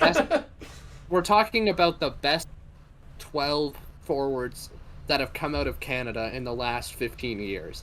Saying he doesn't make that list is not an insult to how talented he is.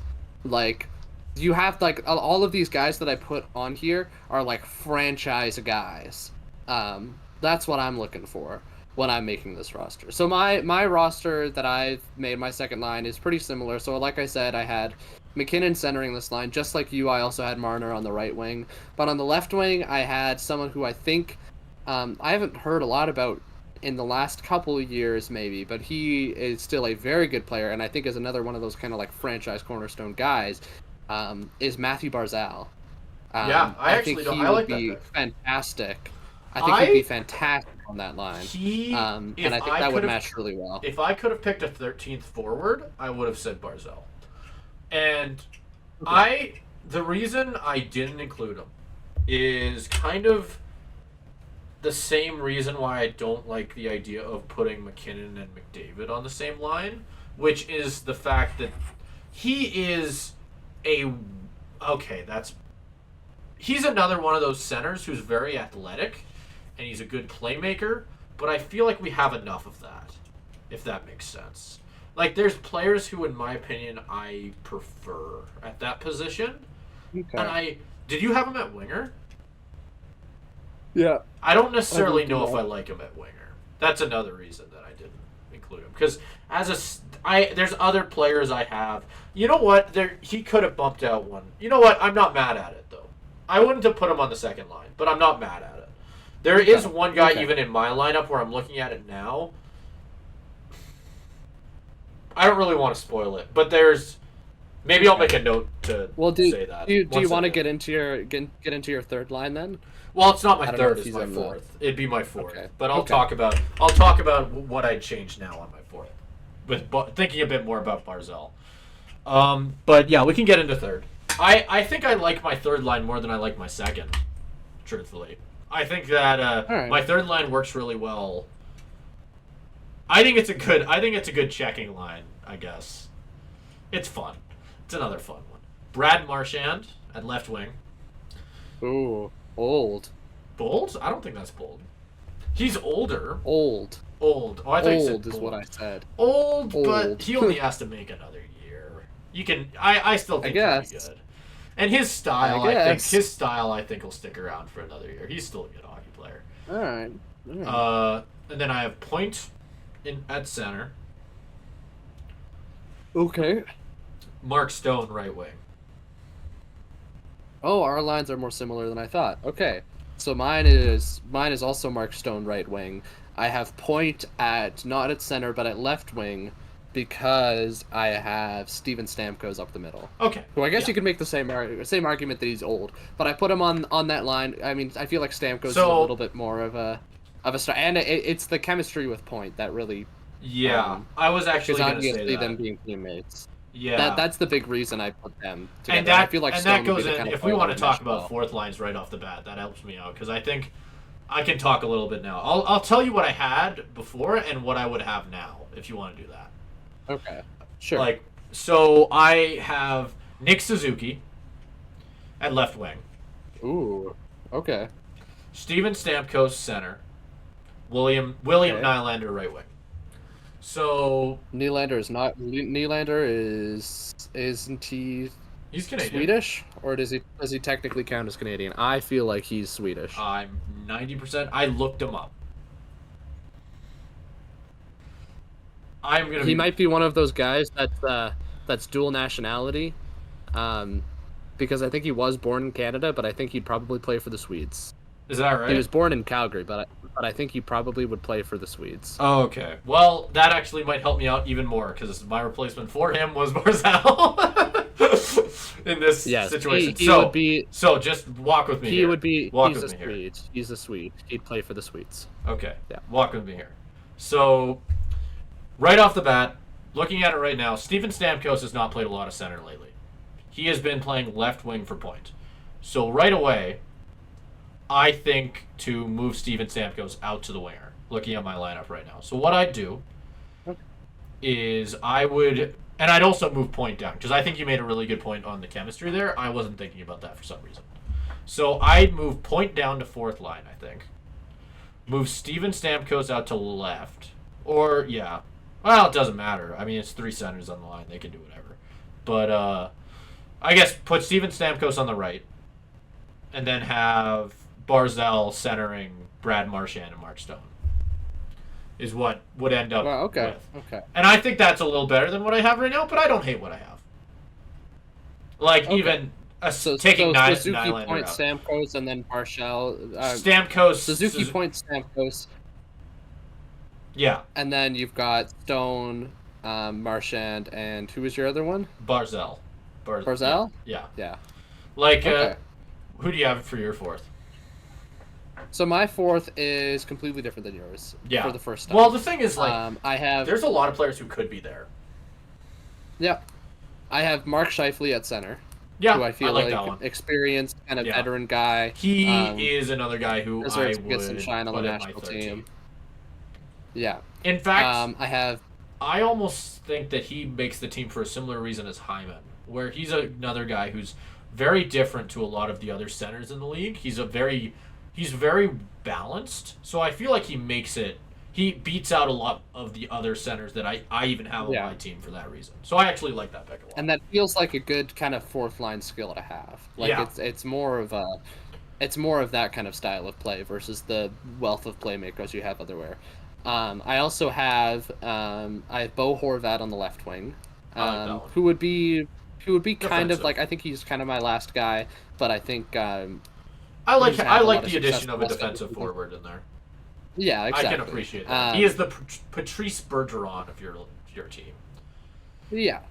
And then on the right wing, I have a bit of a younger guy, and this is counting. It's kind of a similar thing for Bedard, except Bedard, you kind of have more confidence that he is going to be this, but this is a little bit more counting on development. He's been great this year. This has kind of been his breakout year, leading a great Kings team, and that's Quinton Byfield. Who I like that one.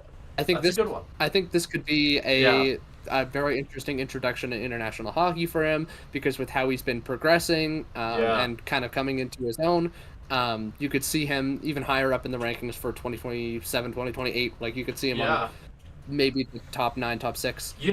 But getting a start out like this, I think, would be great for him, and it could be a way to see like development on the national side. I completely agree with you. I don't think he'd make it into the lineup. I think I could see him making the team as like a scratch.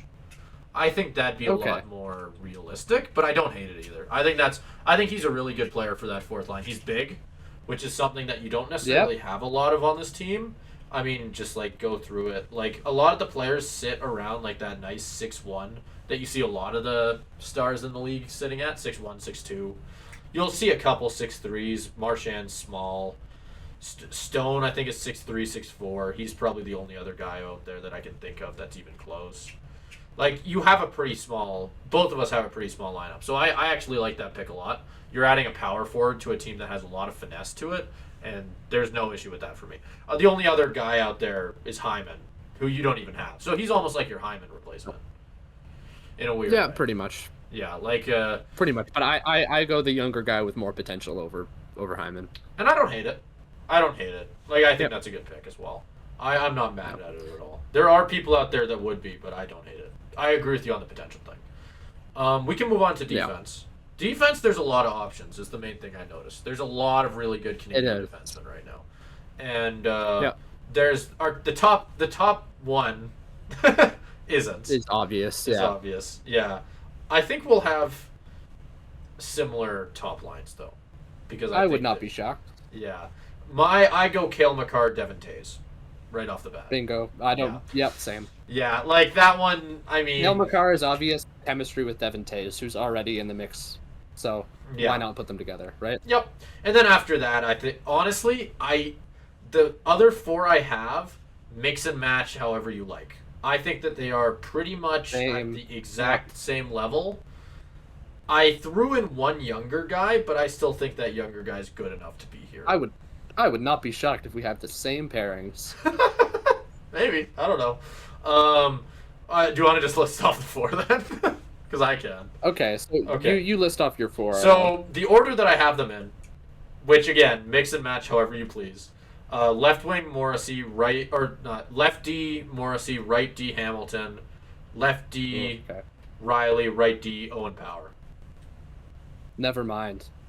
Completely different. Okay. Really? Okay. Well, that's what I mean. There's so many good ones that honestly you can. Owen Power's the young guy that I threw in there. I liked him when he came into the league. I still like him a lot.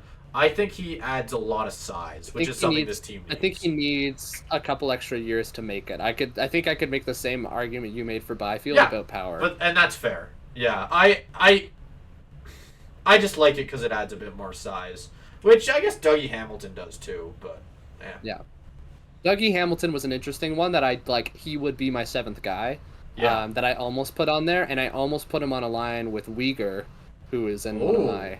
Oh, I thought that would be interesting in terms of. I didn't end up doing that. I didn't end up putting Hamilton and Weegar together. I just thought I didn't want to be biased. Whenever we do these kind of things, I want to try my best to not be biased at all. So I don't even think Flames really. Yeah. So that didn't even cross my mind, but that is a really good one. I think Weegar I'd be completely non-biased. I think Weegar is a great pick for. Yeah, I agree with you. Putting him. I could see Weegar. I could place Weegar where Power is without much issue. Yeah. Okay. I have Weegar on the 3rd pair in mind. So it'd be the same. I also have Morrissey, but I have Morrissey instead paired with Evan Bouchard from the Oilers. And he's kind of the younger guy in my lineup. And he's been playing great recently. I was going to say, kind of more of an offensive defense. I was going to say, I've been a big fan of Bouchard for a while now. I think he's really, really good. I think the Oilers absolutely lucked out with him. I think he's he complements their style really well as well. I think he'll work really well in a fast-paced offense that Canada would be running. So I like that pick a lot. I would have I think that there are 8 players that you can fit in these 4 slots and have not a lot of issues for me. He's one of them. Sure.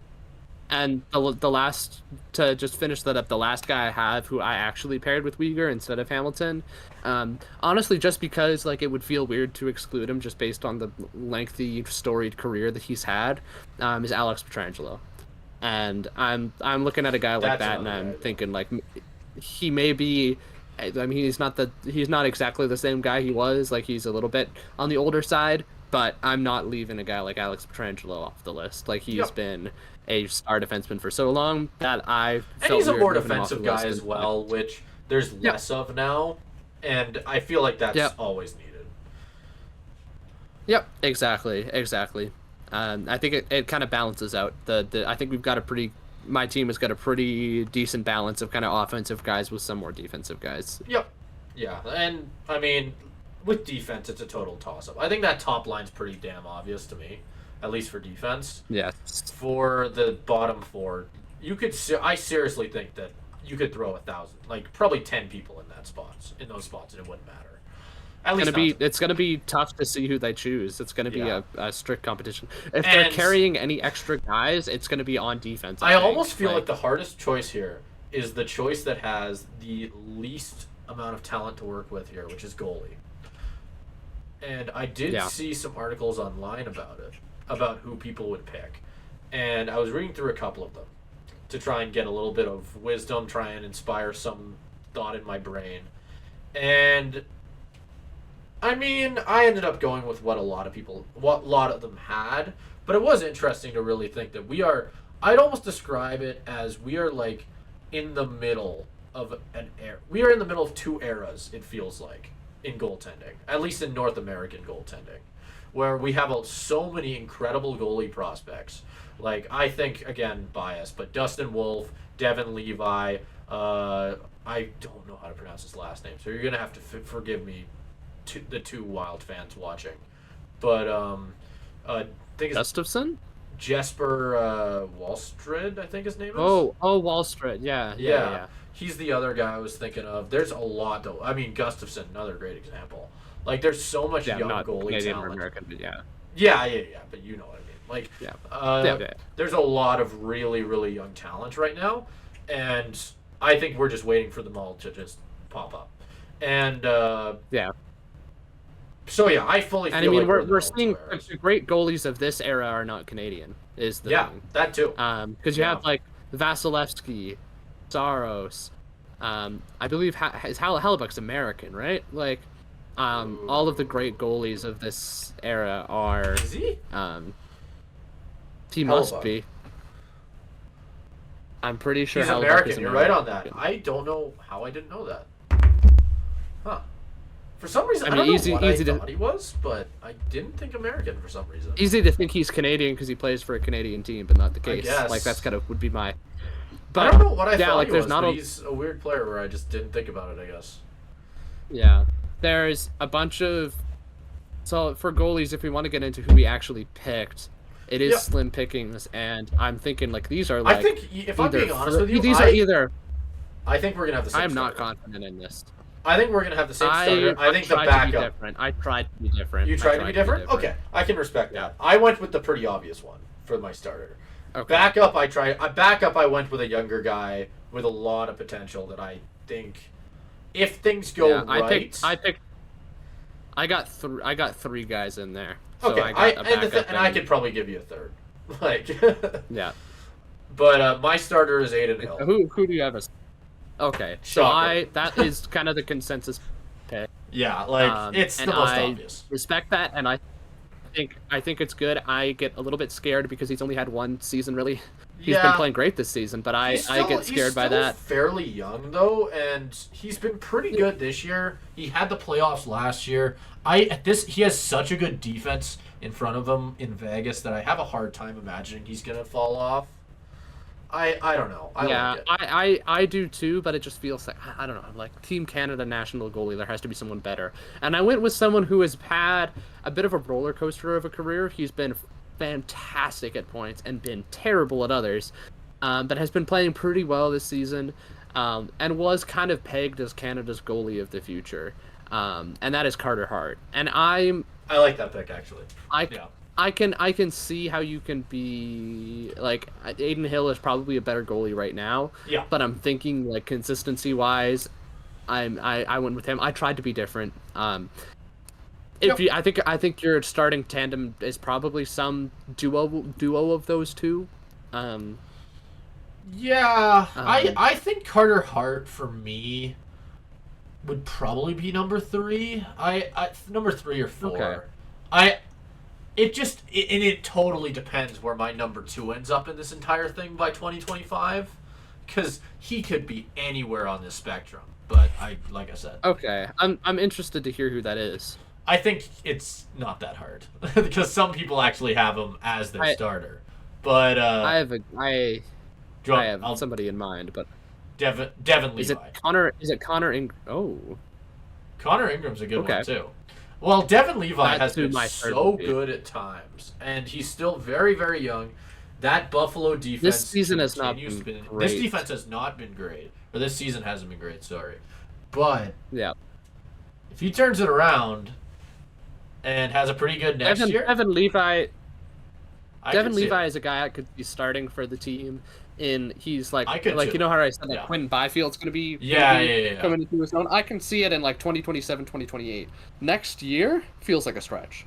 Yeah, and it is a stretch. I threw Connor him in there Ingram is a guy because who is younger and is having success But now. the Like, difference- he is propelling that the Coyotes difference between a Quinton Byfield and an Owen Power to this pick to me is there's so much more talent at both the forward and defensive pool than there is at goalie, that I think that if he has one really, really, really good year, it needs to be an excellent year.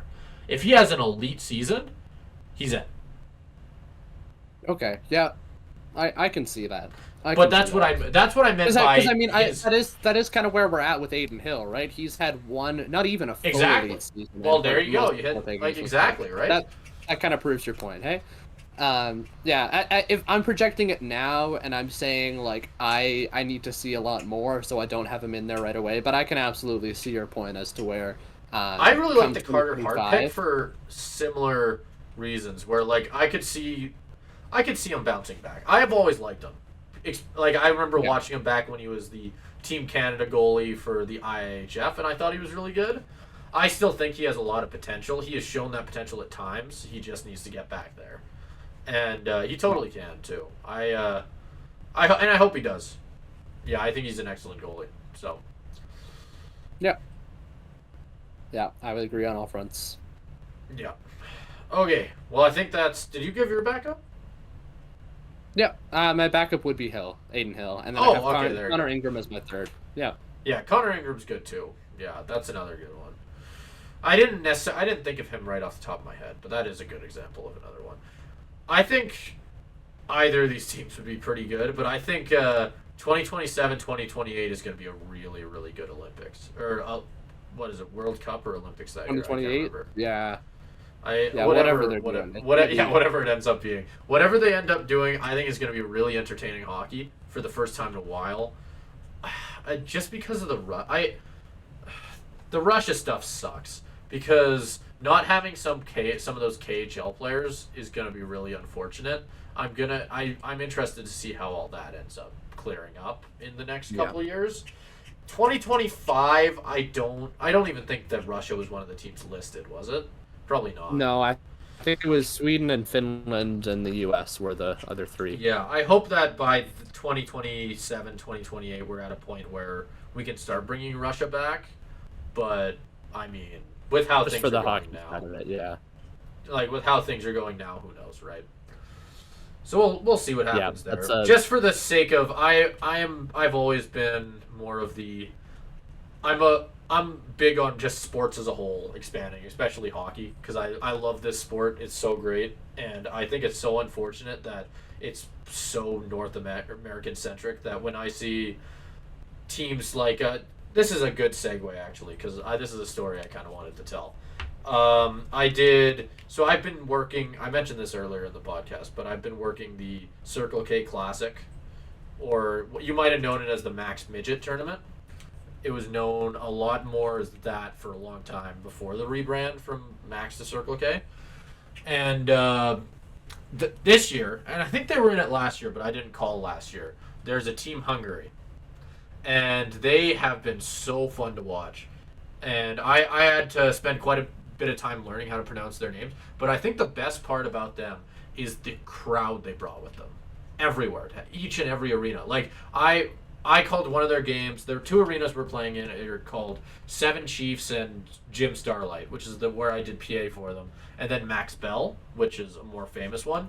But I recognized a lot of the same fans at Jim Starlight and Seven Chiefs that I did at Max Bell, and they had their own chants. You didn't hear any chants for the rest of the tournament. They had their own chants in like Hungarian, I think. They were like requesting like Hungarian music to be played on the PA. The PA guy actually did it, which I thought was awesome. And like they had their whole thing going. Their home team or their team were like playing into it as well. Like they waved to the fans after every game. It was awesome. I think it's one of the cooler things I've gotten to see, and seeing that especially really like got me thinking about this a lot more. I love the fact that hockey's becoming that kind of thing, like how we see soccer a lot of the time. In certain places, hockey's becoming like that, and it's really cool to see. Yeah, and it's the kind of thing, like even expanding that out further to like the World Juniors going on right now, which we're not going to do a full segment on, but it's cool to see. As much as I'd love to see Canada win as a Canadian, like it's almost cool. Like, this feels like heresy. It's almost cooler to see a team like Sweden beat Canada today. Like it's to have Canada not be at the top of the hockey world. It shows a little bit more parity. This year, I'm a closet Slovakia fan. I think it was them. Was it them or the Czechs who just almost beat the U.S.? I'm truthfully not very sure, but it's partially because the Flames have a prospect there. Honzek, I think is how you pronounce his name. He's our first round pick. He's playing really well right now. So they're my closet pick. Yeah, they're my closet pick. Yeah, okay. I want them to do well. But I totally agree with you. I think it's always awesome whenever you see, because when you see Canada win these tournaments, sure there's a celebration, sure they're happy. But when you see like Finland or like again Slovakia, Czech Republic, you see one of those teams do it, oh, it's a whole other show, right? Like, because it's such a big deal. It's awesome. Slovakia is currently undefeated. Yeah, that's what I mean. They're my closet pick. I hope they win. That'd be such a good story. I'm tired of Canada, America, and what was the other team that kind of jumped in there occasionally? Like Sweden, I guess. Sweden. Like Finland won one back in like 2014, I think, in Calgary. Oh yeah. Yeah. It's definitely cool to see, and it's and there's a lot of really sports where great. It's more obvious, like baseball and soccer especially. That's always been a thing, or at least more recent than the last 20 years ish. But with hockey, it really started with when the Russian players started defecting over to North America and started playing in past the Iron Curtain. Past the Iron Curtain, that's the other way to put it. Like when that all started happening, then we started to see a lot more international players. And I think I still stand by what I said. I think the entire thing is awesome. Yep. So a little bit of a lighter news week in the NBA. The big thing is the Pistons, who just last night, in kind of a rough loss to the Celtics, tied the all-time losing streak. But we already talked about them last week, so we don't want to beat a dead horse, especially when they're already very much dead. So it's kind of a little bit lesser talked about, but I think it brings up some interesting points. Is this quote by Shaq that I think just came out today, in terms of him being upset that the Miami Heat have retired the numbers of both Bill Russell, whose number I believe was retired league-wide after he passed away. I believe it was a couple of years ago when he passed away, and they retired his number league-wide. Doesn't feel like it's been too long. Yeah, it doesn't feel like it's been too long, no.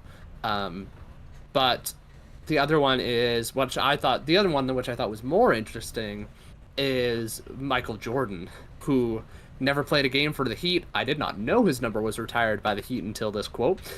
They retired it, I believe, right after he retired for the final time. And it was kind of intended to usher in a movement similar to how Gretzky has his number retired league-wide, to have 23 retired league-wide. But And this nope, was also it was picked only up. the Heat. That conversation was picked up around in 2010s again, which is why LeBron actually switched to 6 with the Miami Heat. Again, bringing the Heat back into it. But he switched to 6, saying that they should do it. And then obviously later on in his career, he did switch back to 23. But yeah, and it's the kind of thing. I'll leave this. I'll start the conversation off with a couple questions. I mean, one, I think this conversation is just funny anyways because of the fact that the Heat have Jordan's number retire. They're the only one other than the Bulls to have done this, and he's never played a game for their franchise. Like the Wizards didn't do it, and he actually played for them. I think that's funny. I think then I'll start the conversation with 2 separate questions, and you can choose where to take it. I think one is just like the Shaq quote.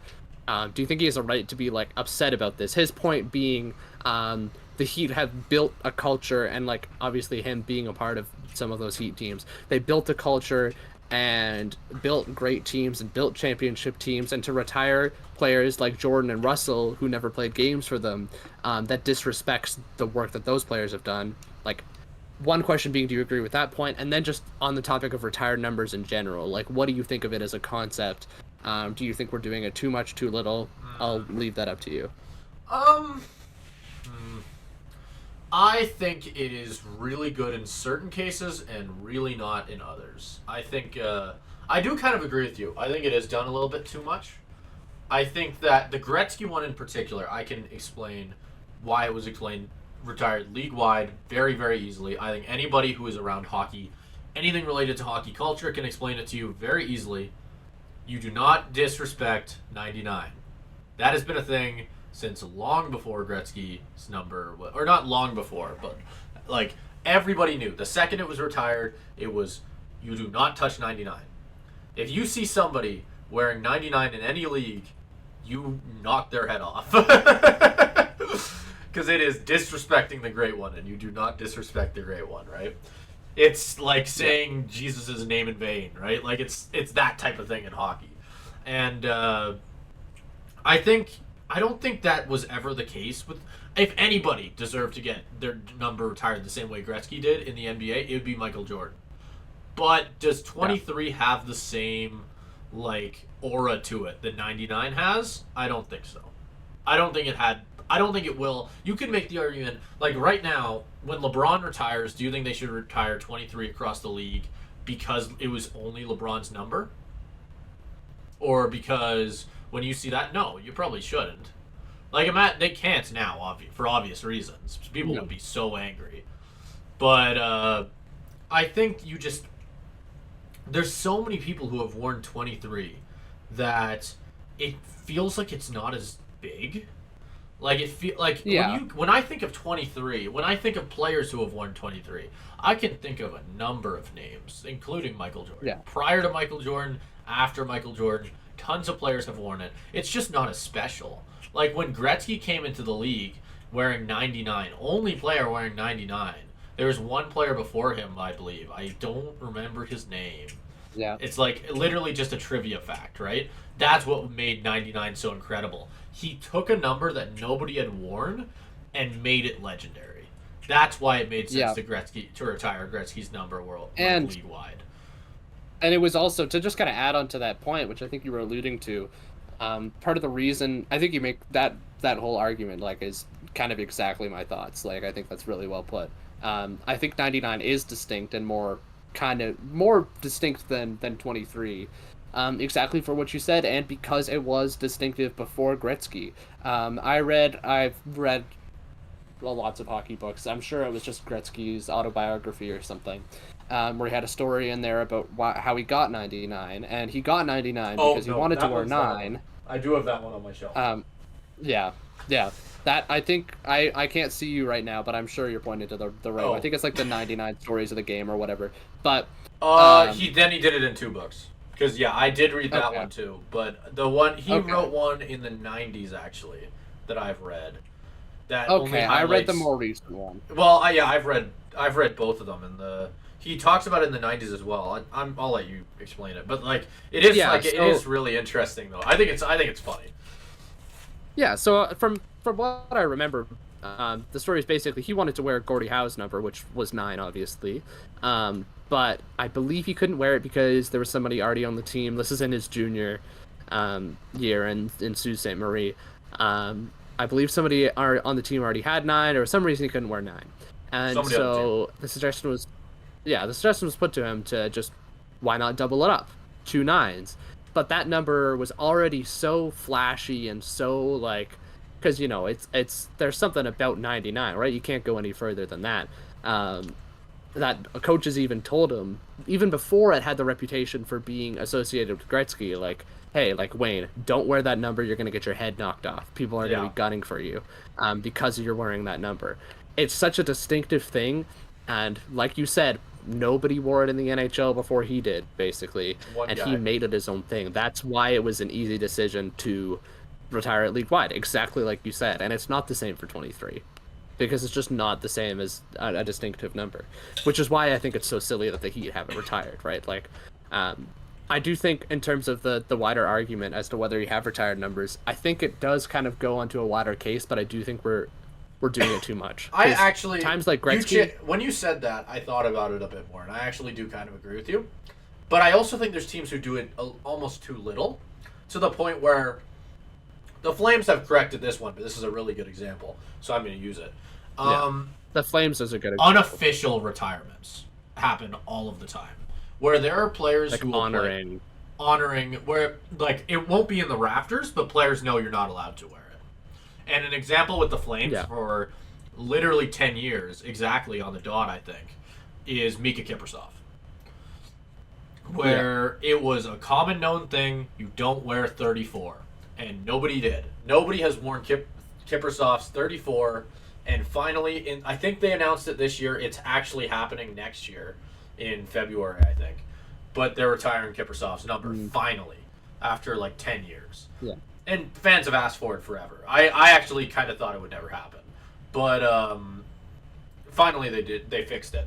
But unofficial retirements like that happen all the time. And across, I'm sure the Flames one obviously comes clearer to me. Even before Iginla retired, that's another better way to look at it. When a player who was on a team for a long time leaves, usually that number isn't taken again. Like Iginla's number 12 before he retired, nobody wore that on the Flames. Nobody, you could not have worn that on the Flames. Yeah. Like if you tried to take number 12 in Calgary, you would have gotten jumped. Yeah. And I'm sure that's it's kind a of why case. They do it, right? Yeah. That's why they do it, and it is interesting because something feels wrong. So it's not the same, because hockey obviously smaller rosters. I'm thinking of it from a football perspective, where they do retire numbers, just not as much. But it did feel, as a Seahawks fan, you coming off of what I believe to be one of the best defenses in NFL history. Yeah. All of those guys leave, and then you get players starting to come in and wear 25 for DJ Sherman, 31 for Cam Chancellor, which is now worn by DJ Dallas. Yeah.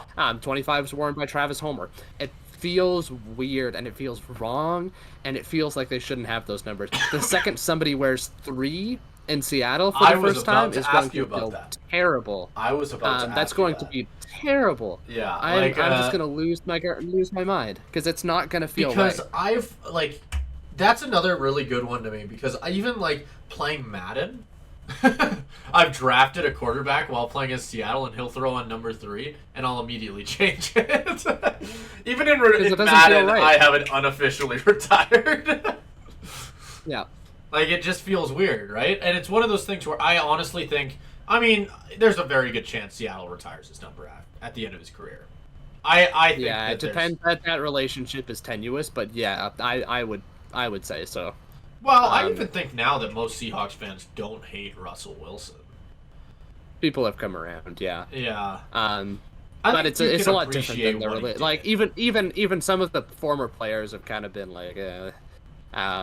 which I won't get into all of that. But I do think we've gone into it in the past as well. So Yeah, I do think it's really interesting, because that this whole conversation is exactly why you retire numbers, because players, it's when a player becomes known for that number, like that's when it's kind of like like Again, why would you do it Iggy's anyways? 12 is Why would you such even a wear good it? example for that in Calgary. I honestly think that's as good of any. Because when I think of number Yeah. 12 now, I think Iggy.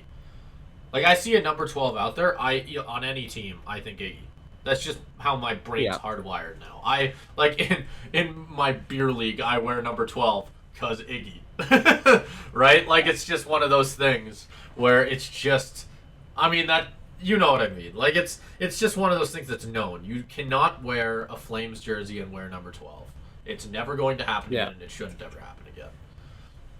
Exactly, and I think I'll kind of transition a little bit because I think it's an interesting conversation to have because I agree like this is a I agree this is why you should this is why you should retire numbers. I'll go with an argument as to why you shouldn't, and it's something I kind of thought Boston about. Celtics argument?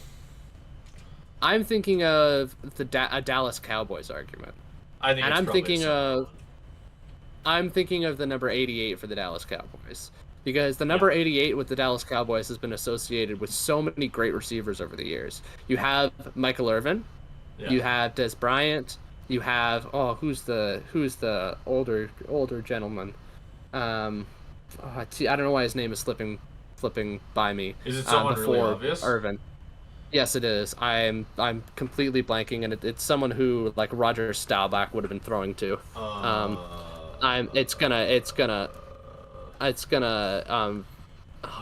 I can see his worst face. part- Drew Pearson. Yeah, I was about to say the worst part is I can picture his And face. I got it before I looked it up. I'm not a fake football fan, I swear. Like Drew Pearson, Michael Irvin, Des Bryant, and now CeeDee Lamb. Like there is a legacy of having that number, and that kind of thing I think is almost even cooler than having a retired number. Just knowing I don't know about that cooler. I like the fact that some teams It's- unretire numbers. I think that's really cool. And I like the idea that I don't think that legacy should be something that's just passed on willy-nilly.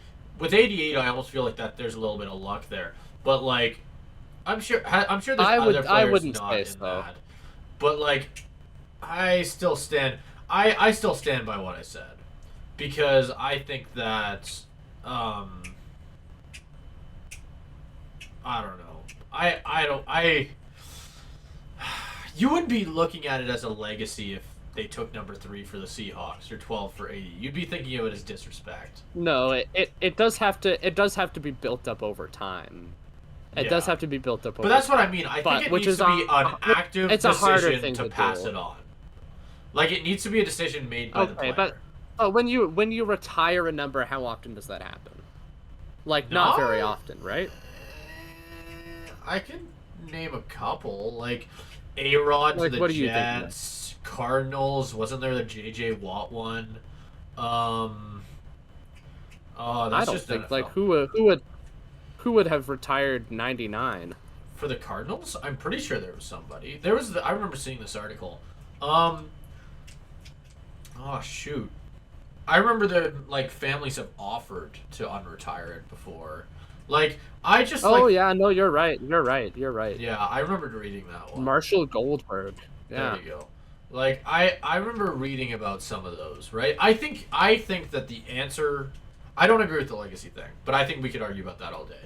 I think that it should only be used in very specific scenarios, and I think actually Calgary has done it very well. Calgary does not do a lot of things very well, but I think choosing when to retire numbers has been something that they have been very, very choosy on, and I think to a point where it almost makes it hard to figure out who they're going to do next. But at the same time, easy, Yeah. if that makes sense in a weird way. And I think there is a very like I am absolutely along that line of thinking in terms of I think you can't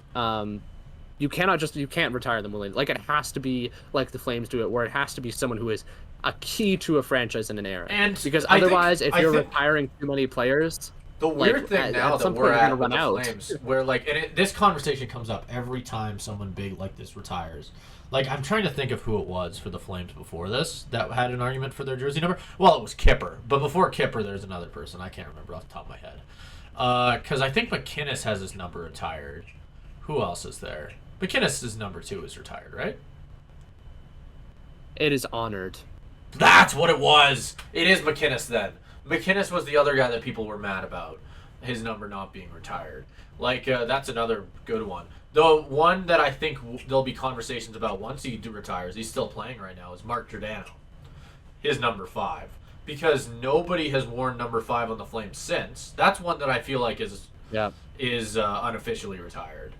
And I think that could be one that I think we'll see retired. Because he was here for a long time. He won a Norris. He was a really big part of those 2010 Calgary teams, some of which were good, some of which were not. I think he's one of the best. I think he is probably the second best Flames captain ever. Say what you want about Lanny McDonald, but he was a co-captain when we won, so there you go. Yeah. I think that Mark Giordano is probably the second best Flames captain ever. So I think just for that reason, you have to retire his number. Yeah, and but I agree with that. there are a lot of people who would probably say no.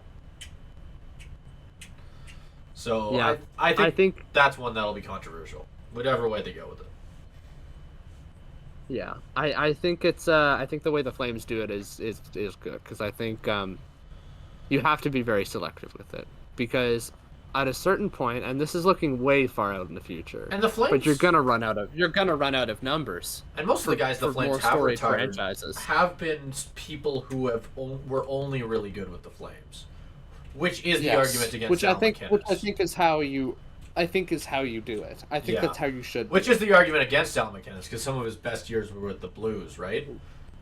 And another, point towards Mark Giordano, where like sure he left towards the back end, but he left not out of his own choice, really. He was kind of forced out. Because it was an expansion draft, right? Yeah. Like, I think that's the way you got to do it. So, like, whenever I think that the NFL and NBA more specifically does it too much. I mean, you see that with the Celtics, where players are forced to wear numbers in the 60s sometimes, 60s, 70s, 80s, which is unheard of in the NBA.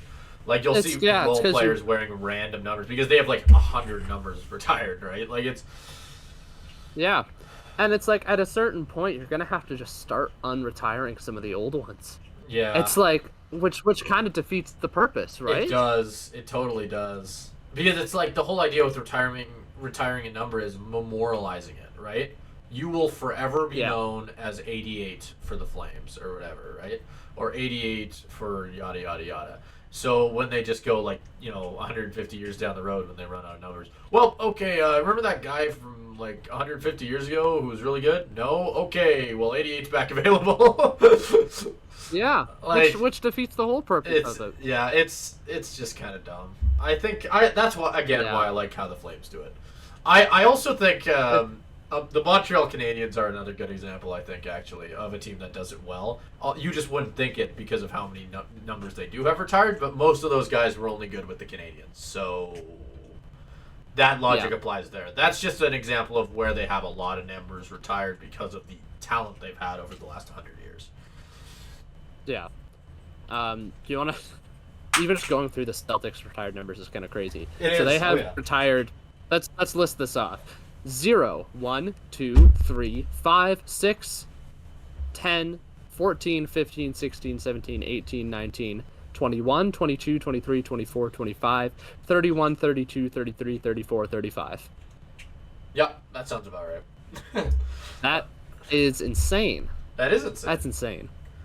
They have retired basically every basic NBA number or basketball number there is.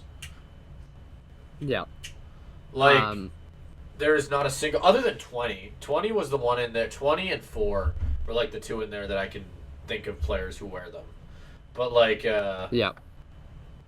Like, past that, like, 20... Even 26 through 29, you don't necessarily see too often, strangely. Mm-hmm. But yeah, no, I think the NBA doesn't do it very well. I think the NHL is pretty good about it. Although there is a couple every once in a while that are kind of.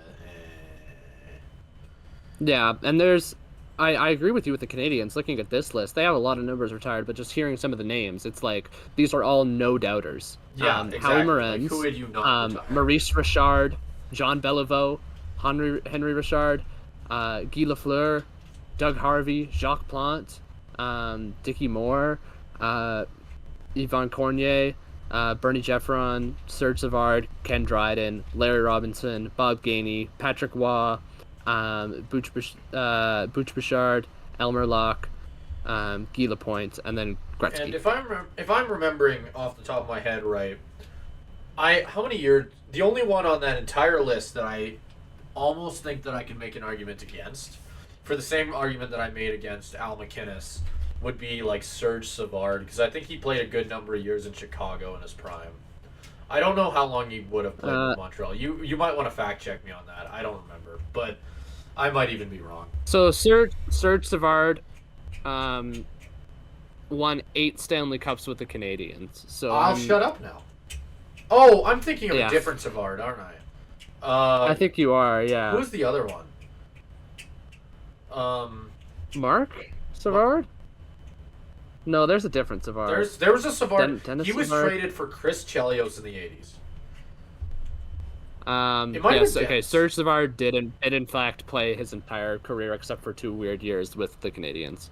Did he? Okay. David Savard? I don't know. No, not David Savard. He plays now. Yeah, obviously in the 80s. Oh fuck! What's his first name? There's been a lot of Savards. I don't. Maybe he didn't get his number retired for the exact reason that. For the exact reason I just said. Savard. Is it Dennis Savard? I think so. Did he play on Blackhawks Chicago? Canadians? Yeah, it would have been. Yeah, Yep. That's him. Did he get his number Okay, retired? but he played more. He played more for the Blackhawks than he did for the Canadians. And did he get his number retired by the Canadians? No. Okay, well there you go. So that was the one name that I did say of a legendary player who I thought I thought Serge Savard was Dennis Savard. And I said that I don't agree with that one. It wasn't retired. Another example of the Canadians doing a good job picking and choosing right there. Right? Like, that's like, because I think a lot of people would think of him as a Canadian, at least off the top of my head. Like, I know I definitely do. But, Yeah. That's the only other really. Boston is pretty good about it, from what I remember. They've been pretty good at times. Like they'd be another team that has a lot, but most of theirs are pretty good ones from what I remember. Like General Bobby Orr, Brad Park, all them.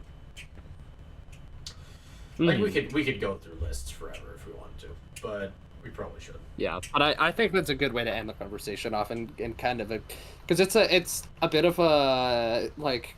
You can go either way, I think, but I think there's a happy medium, and I think some teams hit it more than others. I think is the big thing. There's some teams that really suck at hitting it. Like, yeah, really to go back to suck. Shaq's comment, and it kind of loops in with what we were saying about how to retire a player's number, they were good for this one team, and that was kind of it's like, is Kevin Durant gonna get his number retired? But to make that argument, no. The ironic thing is the thing that would have started this. If we made that argument, there's a good argument for the fact that Shaq wouldn't get his number retired anywhere. Other than maybe the Lakers. No, Lakers would still probably retire him. That's also true, but I mean, he won retiring 3 a with number, us. Yeah. Retiring a number is a different thing than getting in like the Hall of Fame. Retiring a number is an indication that this player represents this team. Okay. I think you could make a case for Shaq on the Lakers. Okay. I think you could make a case for Shaq on the Lakers. Because nobody has worn 32 since. Like, yeah. Like nobody will. And nobody would have. Yeah. Like there's certain numbers where it's just like you just don't. And like that's why I think retiring players like in recent years you see specific players where it's really, really like obvious that they needed to get their number retired where by that team. Like I can list off a bunch in NBA like Kobe, Tim Duncan, fucking Paul Pierce, Kevin Garnett. Kevin Garnett had 2. But that's an example of I think he got his number retired by both the Celtics and the maybe he didn't get his number retired by the Celtics, but I think both the Celtics and Timberwolves. Dwayne Wade, I think did. Yeah, Dwayne Wade is another really good one. He's there with Tim Duncan and Kobe for me, where that's 2 really, really. It's loyal. It's almost a loyalty thing, I'd argue. I think it is because that's what retired numbers. Which is why I think that LeBron. I think LeBron will get his number retired, but I think it should only be with Cleveland. Yeah. Because what are the Lakers going to do? Retired 6 and 23? I sure fucking hope not. The Lakers shouldn't be. No, I mean the only other team I could make an argument for would be like the Heat, maybe.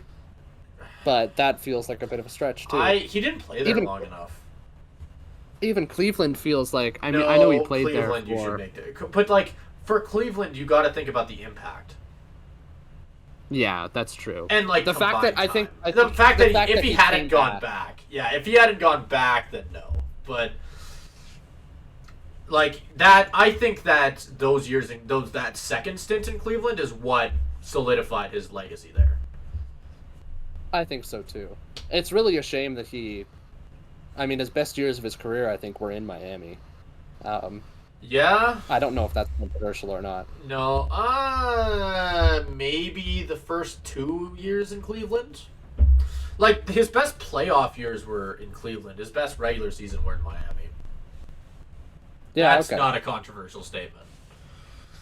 Like the best LeBron we've ever seen was the playoff run where they beat the undefeated Golden State Warriors, in my opinion. I don't think that's that would have been Cleveland. Like, the best MVP LeBron season would have been with Miami. Yeah.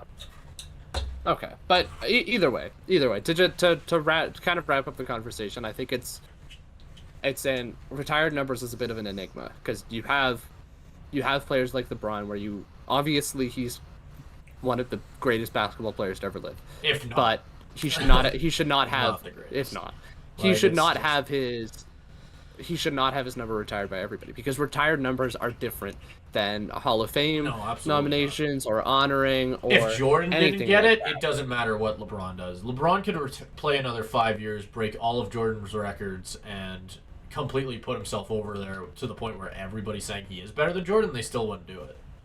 Like I think it'd be way too controversial to ever do LeBron's. If you're gonna do that, what I could see the same number. What I could see as a publicity stunt would be the NBA retiring both in one swoop. Like I could see that. Like saying LeBron and Jordan. They honor LeBron and Jordan. Yeah. I could see that. That is the only way they could ever possibly do that now. But I'd still think that it would be exactly what I just called it, a publicity stunt. Like nobody would look at 23 the same way people look at 99.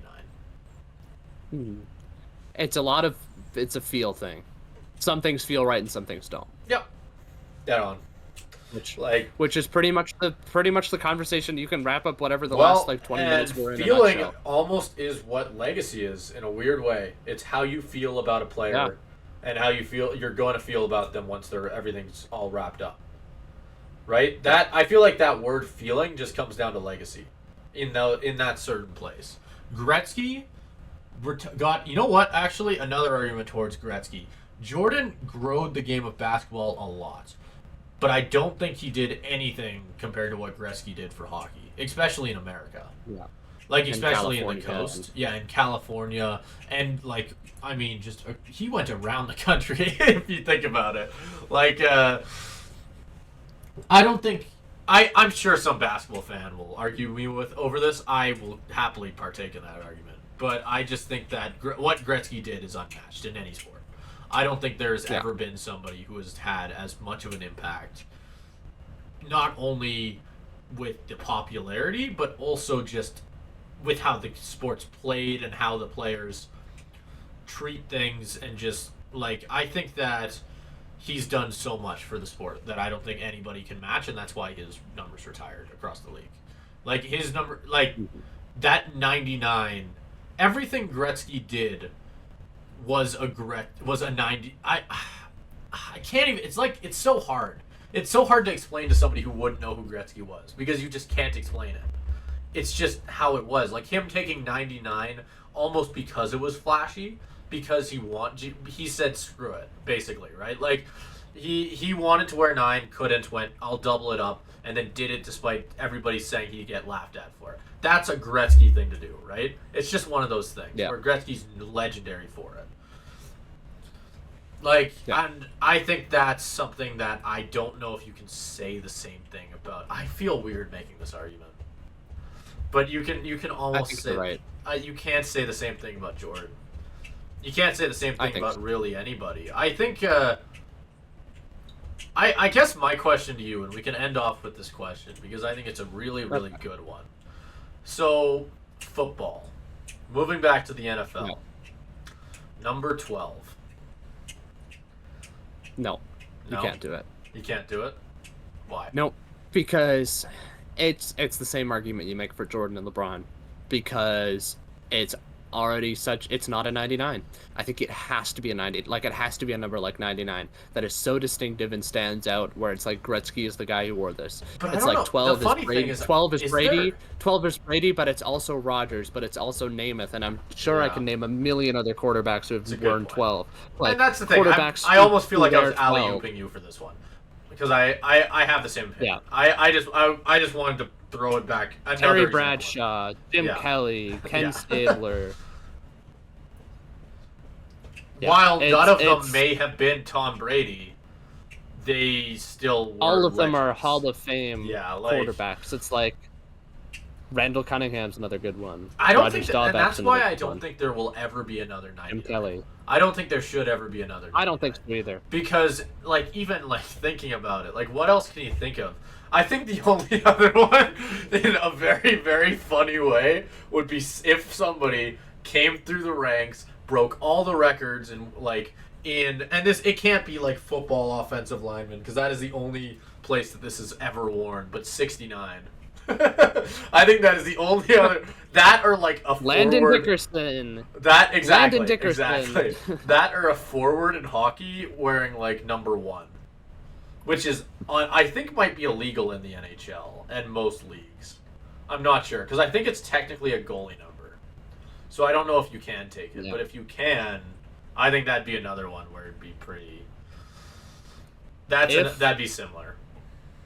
I will end it off. I will end the conversation off on this, because we think about where this precedent is. It's a Gretzky thing. We think about is there any possible situation where it could happen again.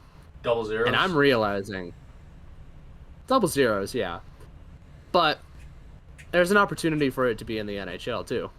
Because what's another high 90s number that we'll see how careers pan out. Yep. But it would be interesting to see 97 for McDavid, depending on how his career goes, and depending on 98 for Bedard. Yeah. We'll see. That's another one where it's like... Yeah, that's projecting 25 years out, maybe. But we'll see. That's another conversation, though, where it's like, is that even... That not league-wide, actually. I actually will die on that hill. That 25 years from now, we'll have this exact conversation. I'm going to make the same argument we made today about why Jordan, why Tom Brady, because it's not the same. It's similar. It's similar because there hasn't been a lot of 98s and 97, but there has been more. There has been more. No less 97s than there has been 98s, because I can think of a couple 98s, even still in the league now. But 97s, it's a little tougher. I don't actually know if anyone wears 97 in the league other than McDavid right now. But there has been in the past. And I think, and for one, both players would have to be absolutely phenomenal. Like, they would have to be on par with Gretzky. Which I think the only scenario where I still think this is the case now. Even... No matter how Ovechkin's career pans out, because I think that'll really up how high this bar ends up going. The only record that Gretzky set that is legendary enough that could really, really rocket somebody up to where Gretzky is that goal record. That is beatable. beatable. I want to say that because we're seeing it with Ovechkin now that it is possible to get there.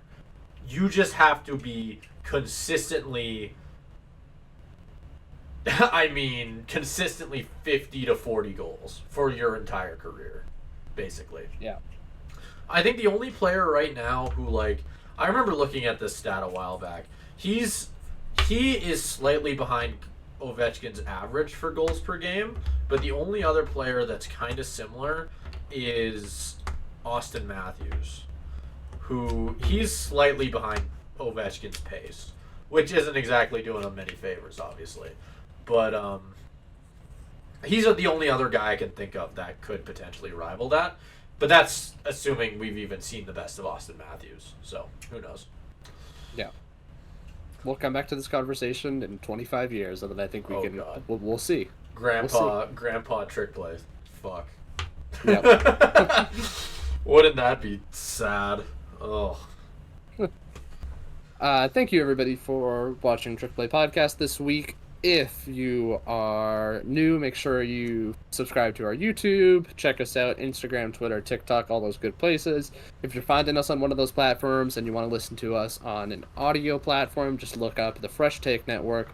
I don't have the graphic in front of me this time, so it's going to be a little bit more difficult. Is it here? It is. You're right. It might be here.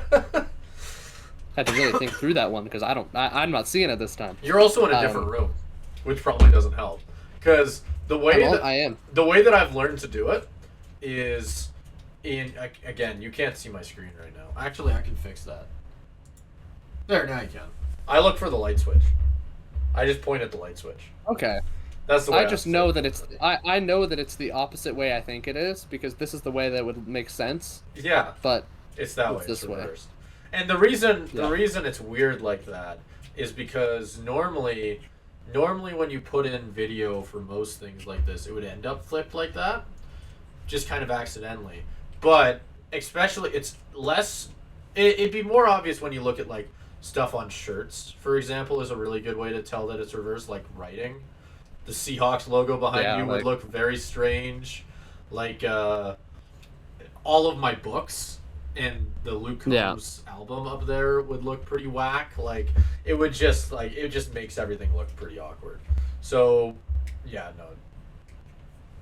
Because that's how it looks for me on this other screen, is it's flipped and the Seahawks logo is weird. Yeah, exactly, right? Yeah. But on this one, it's right. Yeah. Anyways, I'll go with my shout out for the week. It's a quick one. I was in between two. I could have gone. It was gonna be this up until I already had my Aaron Rodgers dunking on time, so I'll leave it be. But Nick Wright, who's some sort of sports talk show guy, had a fantastic rant about why Aaron Rodgers sucks and is terrible. And if you come across that in your social media feed, watch it. It's fantastic. But another thing that I wanted to shout out this week is Jaire Alexander, who I don't know if you've heard this story, Simon. He has recently been suspended by the Green Bay Packers. I didn't hear why he was suspended, but I heard it happened. So the story of why he was suspended is really funny, but the reason I'm giving him the shout out is the interview he gave post-game. If you have not heard the Jaire Alexander post-game interview, when they're interviewing him about this whole coin flip debacle, which is why he was suspended, watch it. You should watch it now, because it is absolutely fantastic. I've got this. I'm a new audio device now, I think. But this is what happens when I look at my phone. You are, I think, my sister's JBL headphones. Congrats.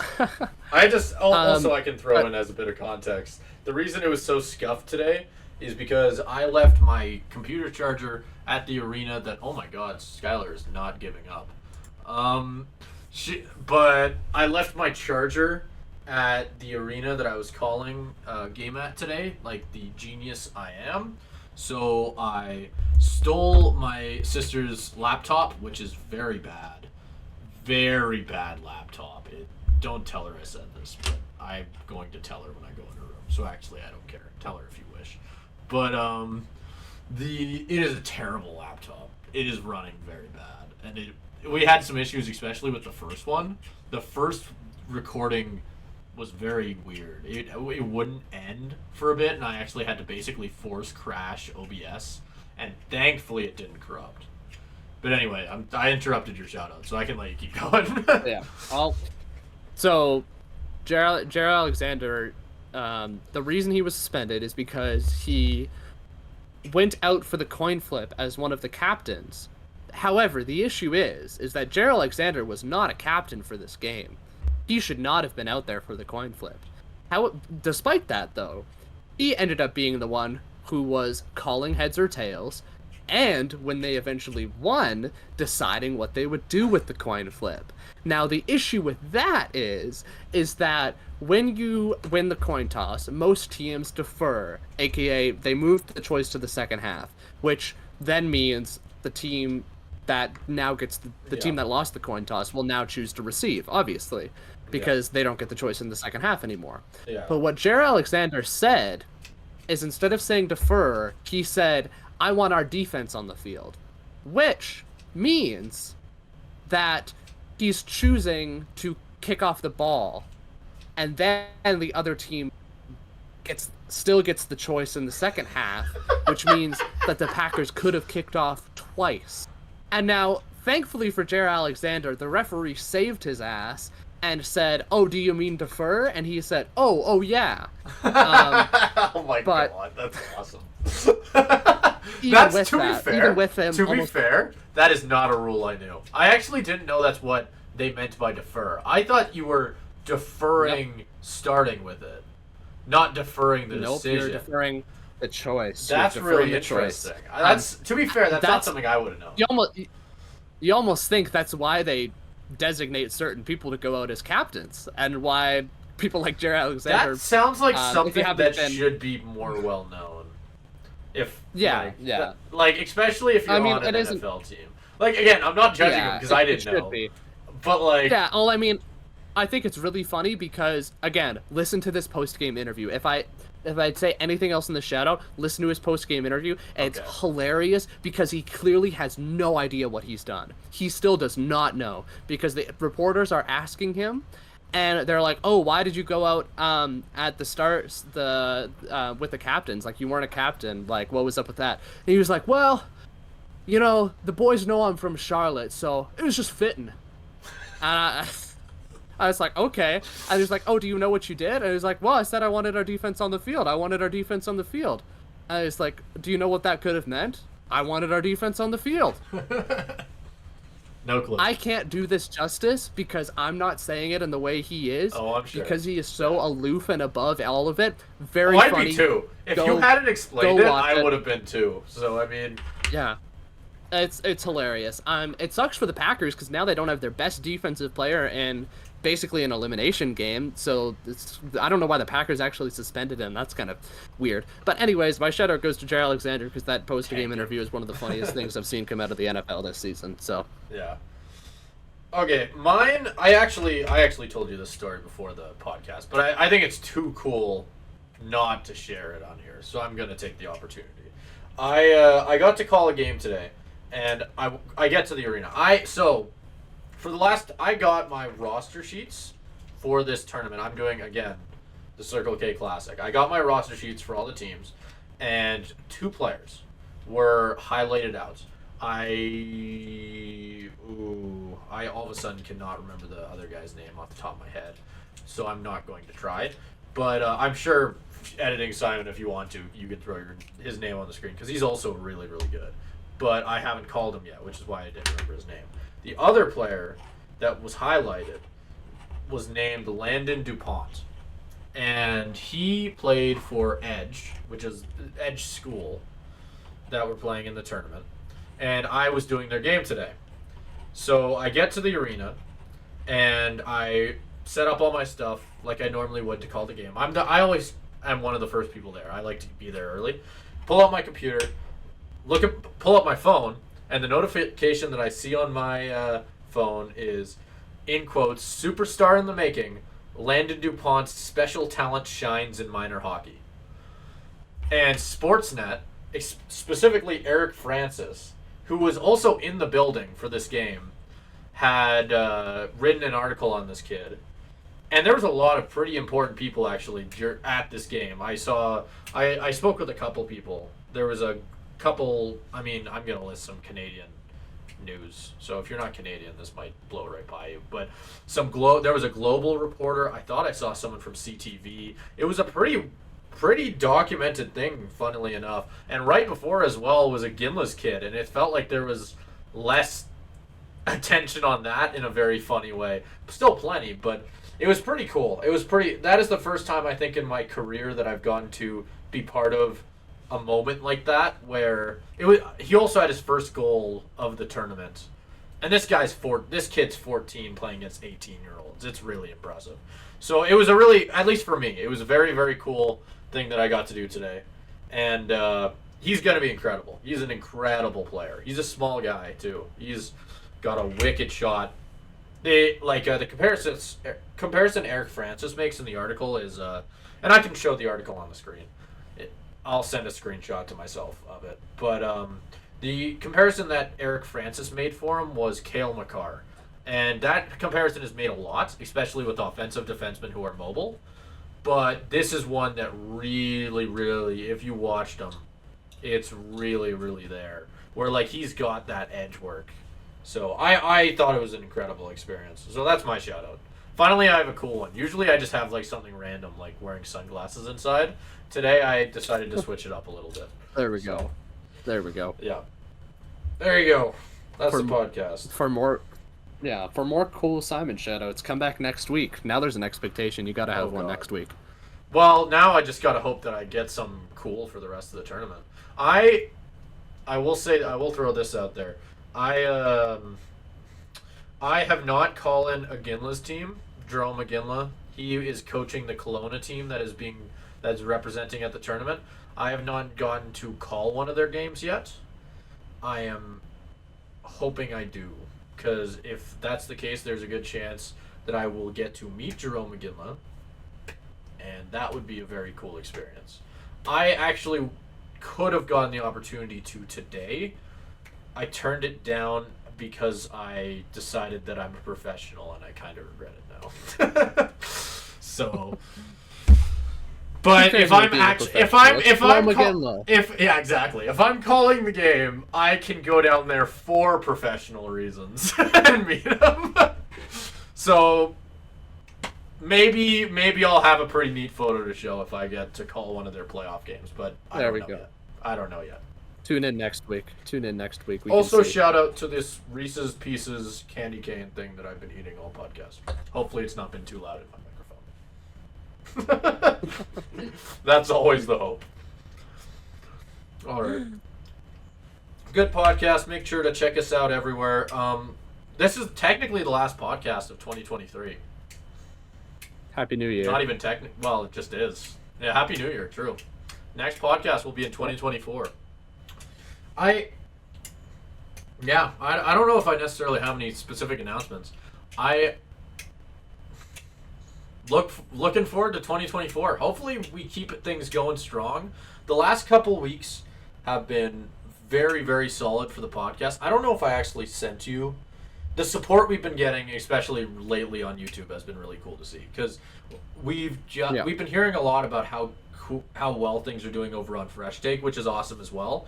But I think, and I mentioned this as well, it's really cool to be able to see it firsthand, I guess, because seeing things occasionally Fresh Take, I can say the network's name, I don't know. It feels weird to just call it our network. I'll talk to Josh, who runs it, and he'll send me a couple photos, and we'll get to see something like that. But through YouTube, you really get to see.